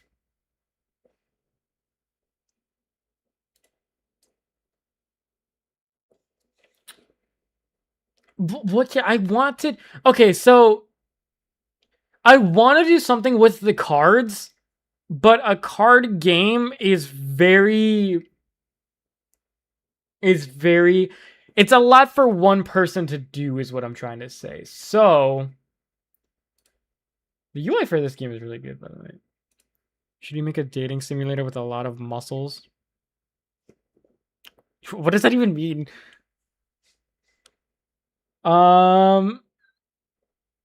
What could you do with the cards? Hold up, I do want to continue my card game. I want my first game to be like a card game on Roblox.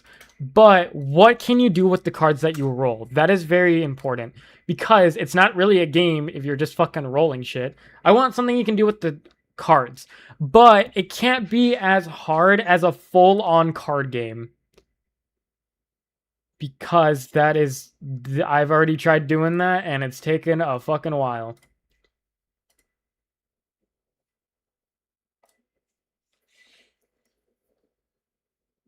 Oh, Yandere Simulator. Oh, dude. I thought you were like making like a clone of Yandere Simulator called Tsundere Simulator. Cool game would be cool with your art. Yeah, that's what I want to do, but what can you do with the cards is what I'm. So not like Yu-Gi-Oh. No, the problem with that, like the problem with coding a card game is that it's very is a lot. It's a lot that goes into it. So I want something that you can do with the cards other than Yu-Gi-Oh. Like a one-on-one maybe card. But like then I have to like I don't know, that shit's a lot. Girl boys with muscles like JoJo. Hold up. What here anime card game. Street card game. A dating sim. Is that appropriate to be putting on Roblox? Can I make my games for like older people? Oh, yeah, I think I can. What's jujitsu? 5+. I don't think I want 5-year-olds playing my game. Buckshot with Buckshot 4. What the fuck? Like, how is Buckshot for 5-year-olds? Is Roll a Baddie for 5-year-olds? What the fuck is going? I don't think it's for 5-year-olds. Souls RNG. What's like a game for mature audiences?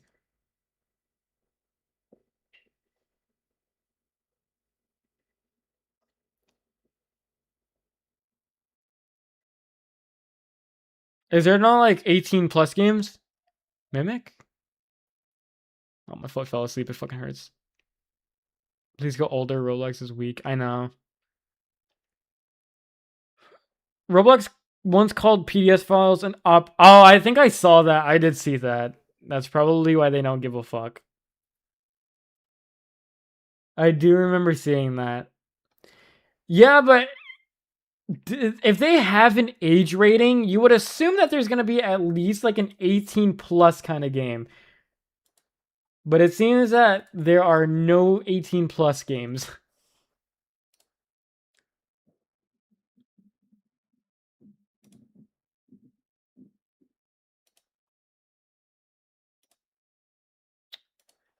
Okay, what can you do with cards?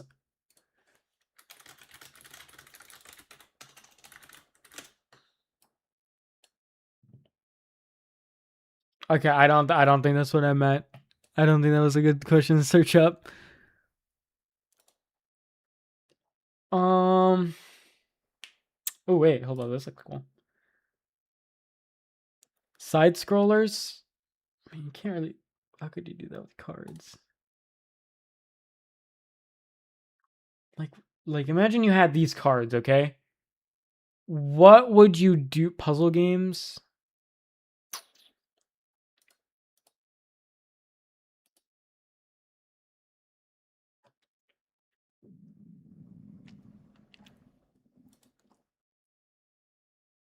These look cool. What cards are these? Okay, I'm very scared by what I will find if I scroll even more down. Yeah, of course, fucking Pokemon. What was the one that I just saw? This one. What is this? Card fight Vanguard. You do a match game? Oh, a match. That's probably a little too simple. I know that I'm a little picky, but like it's very important. So match game, little too simple. These cards are cool. Card summon and date your summon. Card summon sounds pretty interesting. I don't know about dating your summon. Card summon? But also, I would have to make 3D models, and that's kind of hard. Date your summon. Okay, so you pull out cards, and then you can, like, date them and just bring them out to eat or some shit.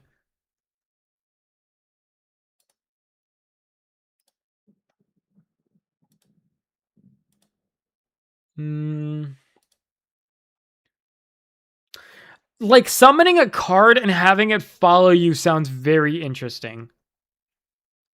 War is a simple luck-based card game where players compete to win all the cards by flipping them over with the highest card taking the round, and a war breaking out 3 cards down. War is a simple... Okay, hold up, let me see that.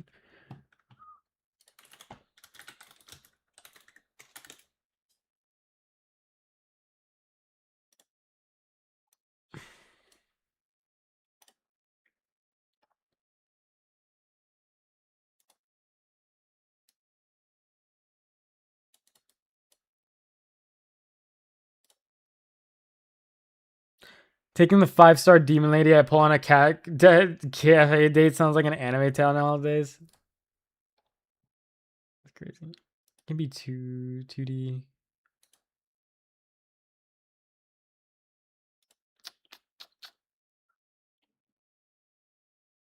Make a Balatro, but with waifus. I've never played Balatro. I actually don't know how that works.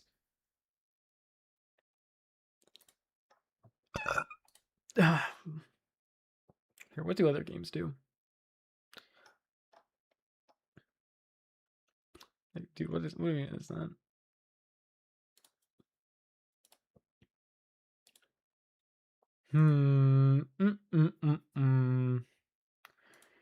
Should be like a little mini game or something. Like somebody. Let's see what this card game does. Let's see what this card game does. The difference is these people are using like pre-existing characters. I just want to make my own. What does this game do?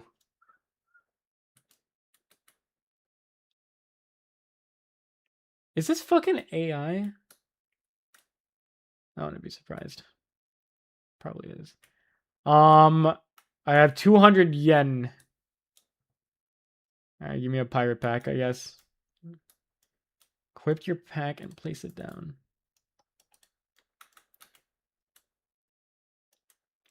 Did these people do anything with the card? I mean, ooh! Like, okay, kind of simulating like a card market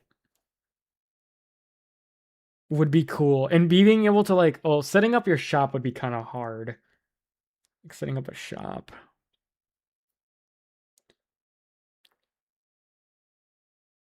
Gamble with waifu. Alright, let's see.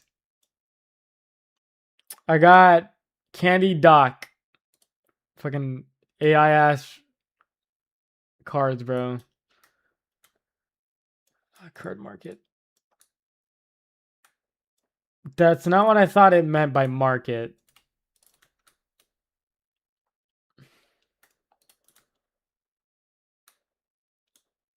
Chopper, that's his name. Why do they call him Candy Doc?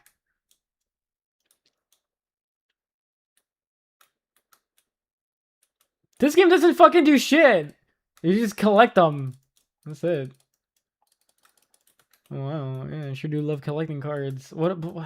I need something that you can do with them. I don't want it to just be like, oh, you just roll shit and just gambling.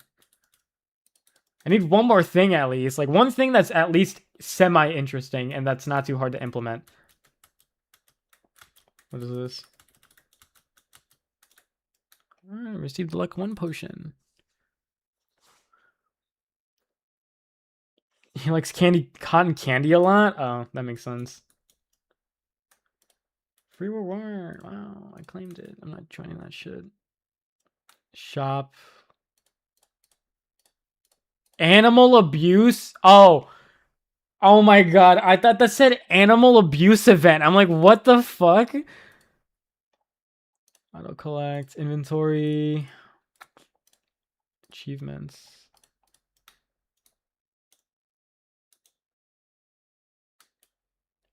See ya, Miles. So you really just pull cards and that's it. Why can't I open it? Can't open my own card.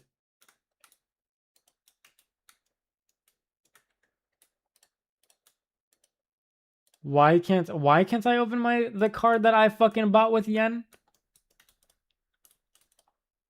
Oh, no, I can't. Okay, well, I got Chopper again. Well.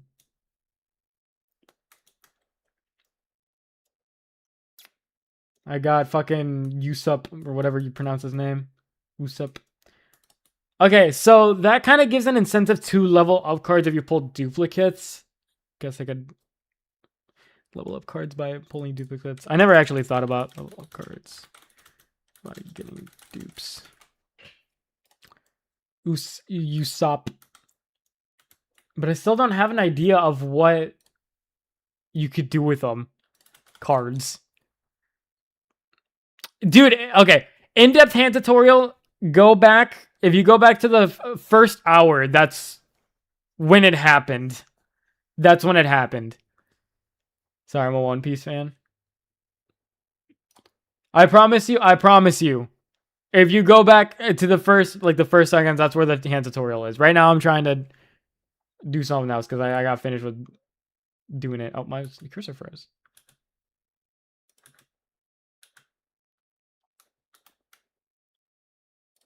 Uh-huh. I quit my day job to open my own anime card. Fucking... There.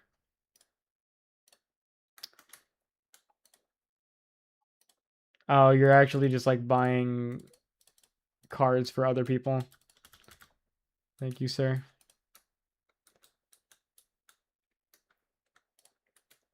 Holy shit, how many fucking card packs are there?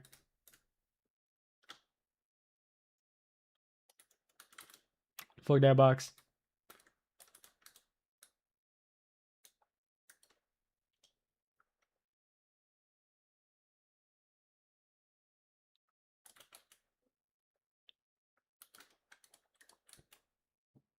I'm fucking lame ass gameplay, dude. I just want to know what I should do.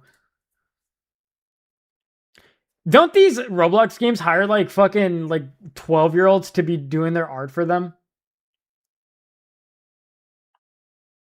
It's scripted. See ya, Abby.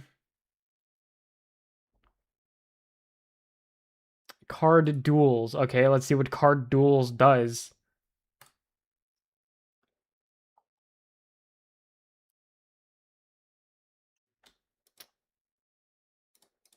Uh-huh.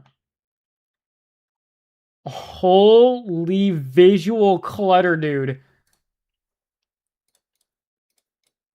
Oh my god.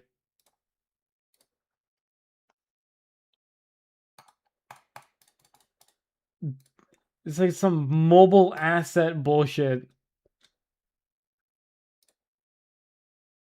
Okay. Is this Balatro, basically? Um... Oh, it's just a very it's just very simple.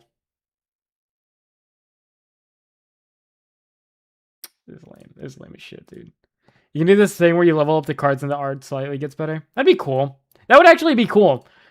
Level up cards by getting duped. Level up cards evolve. That's how I'm gonna word it. In art. That sounds cool. I actually do like that idea.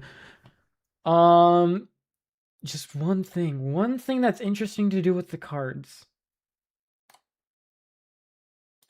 Your OCs could have evolutions. Ooh, actually, hold up. Yeah, like the art slightly gets better and the OCs evolve. So, okay, level up cards evolve in art, get rarer, have better arts, etc. Okay. Good ideas. Good ideas. What does this do? Fuck is. I'll get bunny, I guess, bro. Just keep.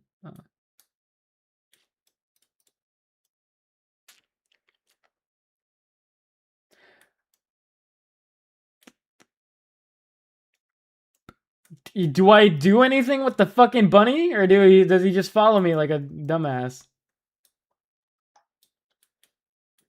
He just follows me like a fucking dumbass. I do want to make a tier where you can equip the cards. Or like when you equipped it, it spawns like a character of that card.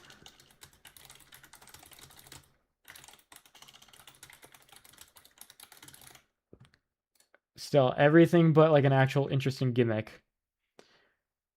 A gimmick of a gimmick. I need like a simple card game because the one, I don't know, maybe like...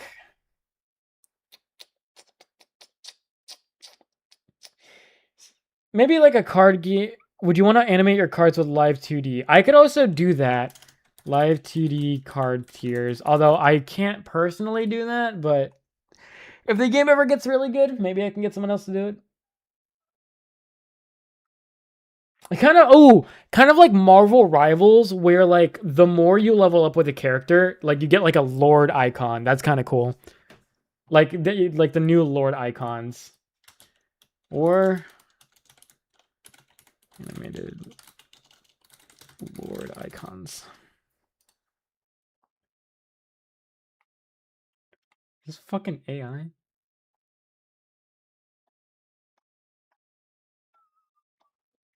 Literally just gambling. At least he's being honest. But what can you do with the cards?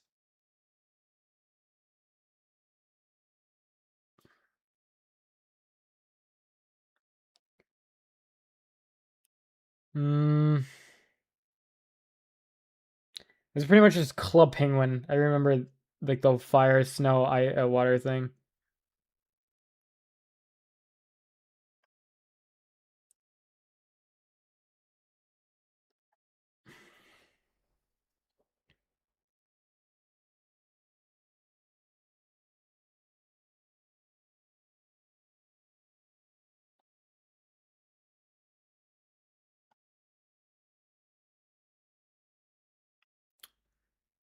These are some lame ass games. It's just collecting it. That's like the only thing. But like, I want something to do with it.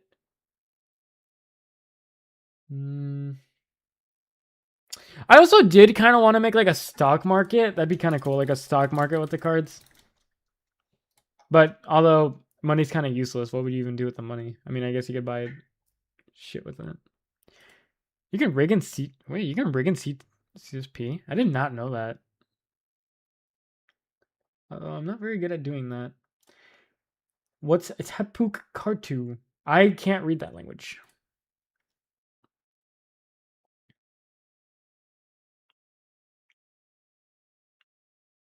I like Solitaire. I remember I used to be good at Solitaire, but I don't even remember how to play it anymore. Rainbow Pokecards TCG. Trading card game. Where's the game part? Real-time trading plus anti-scam. Oh my fucking god, bro. What is this shit? I got $50. Alright, Paradise. Give me that shit. Zipper. Wow.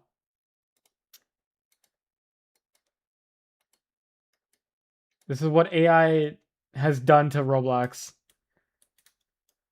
Anything but... Wait, I already... Yeah. Oh, these cards will be displayed behind you. It's kind of pretty much what I'm doing with my game. I guess I'm not unique in that aspect. Although I am unique as in it won't fucking lag behind like this. Is there a game that you guys do with it?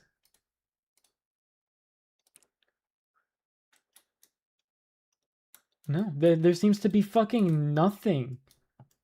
I mean, I open it, like, having a shop is pretty cool. Having a shop is pretty cool.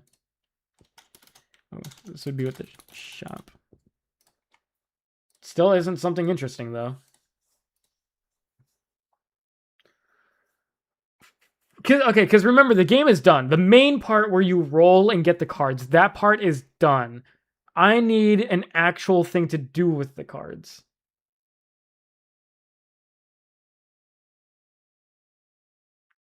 Like this, you don't even, like, roll things to do with the orange. Hold up here. This Jules RNG.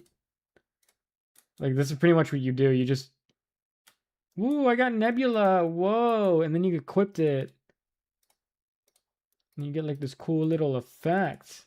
I can't put it on in this zone. What does that even mean? You basically equip it as, like, shit like this.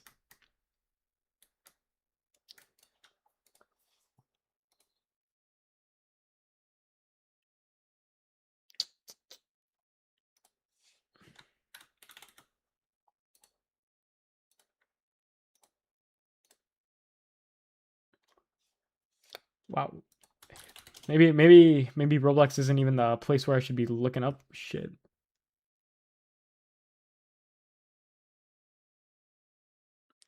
Card games master. Yeah, whatever. So, okay, for those who don't know, this is what my game looks like. I mean, it's pretty fucking bare bones right now, but it's pretty much you press open cards. Bam, bam, bam. You open, like, cards, basically. But I want something like, okay, so it's not going to be Pokemon cards or AI. The cool thing about my game is that it's real art. And I also did want to make a YouTube video on it. That was the thing also. But the problem is, what do you do with the cards? Because I don't want it to where you just collect it. And I also do want to make it so you could sell it. Here, I'm going to put it to important to... But, like, what would you do with the cards?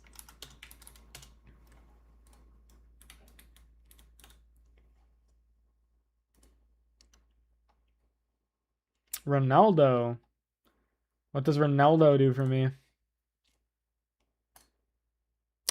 I could make it so when you equipped it, you get money per second. Make a way to get currency to buy the cards. This is the same fucking shit as the anime one. Ooh, okay. Yeah, so you're saying make a way to get a currency to buy. Okay, so... Nah, but that's gonna inflate... Okay. I wanted to make it to where you battle, you get currency. Because that would make it interactive. But...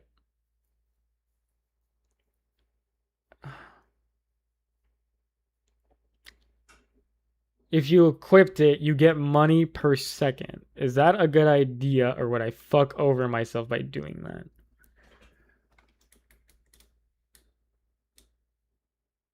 Make a way to get currency to buy the cards. Yeah, that's like, I do want to do that. So, okay, so to do, like, the thing that you do with the card should be the way you get currency. You have to make starter cards you get for free. Well, that's like the normal pull mechanic. So, like, you would get the money or you would get free cards by just doing the regular, pull mechanic. Like, oh, these are my first cards. But the thing you do with the cards should be the same thing that you use to get money. Some fucking bullshit ass game.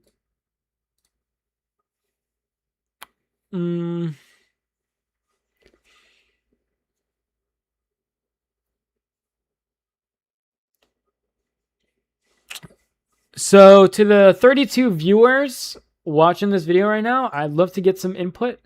You can be like, ooh, you should do this. Or you can call me a dickhead. Or you can, I don't know. Let's see. I don't know.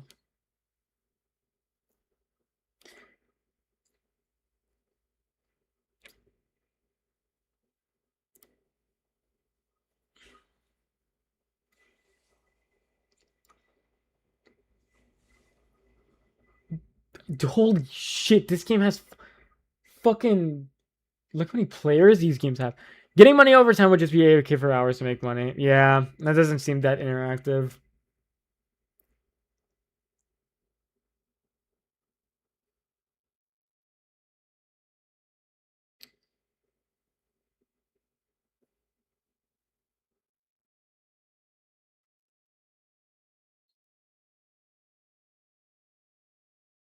Hmm.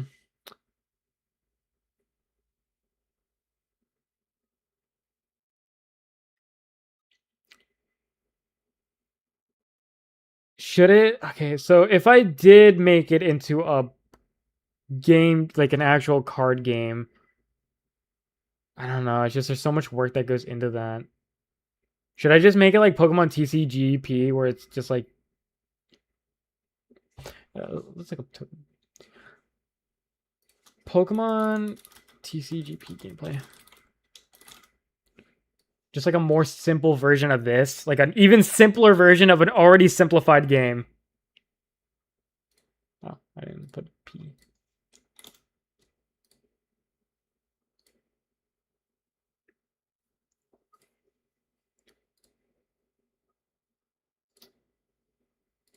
Like an already simple version of this already simple game.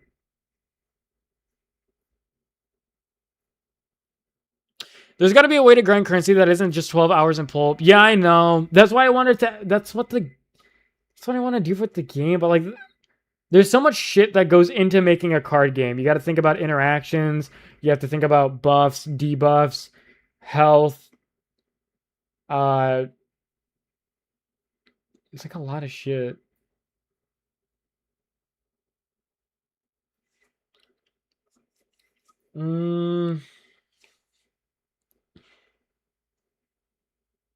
Most of your time will be spending. Most of your time spending will be balancing. Yeah, but okay, but I have a friend who really wants to balance the game, so like I wouldn't really mind.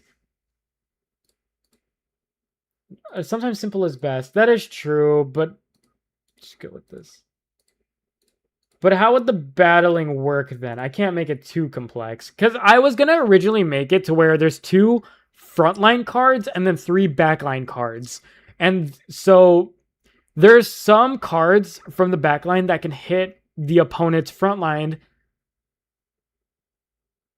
So basically kind of like imagine like a League of Legends, but it's like a card game. So like you have the backline, frontline. Frontline can only hit frontline.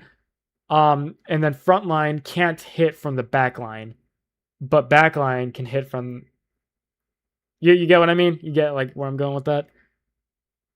And then I have to think about like the interaction with like support cards, and then like animations. That's a lot for one fucking dude.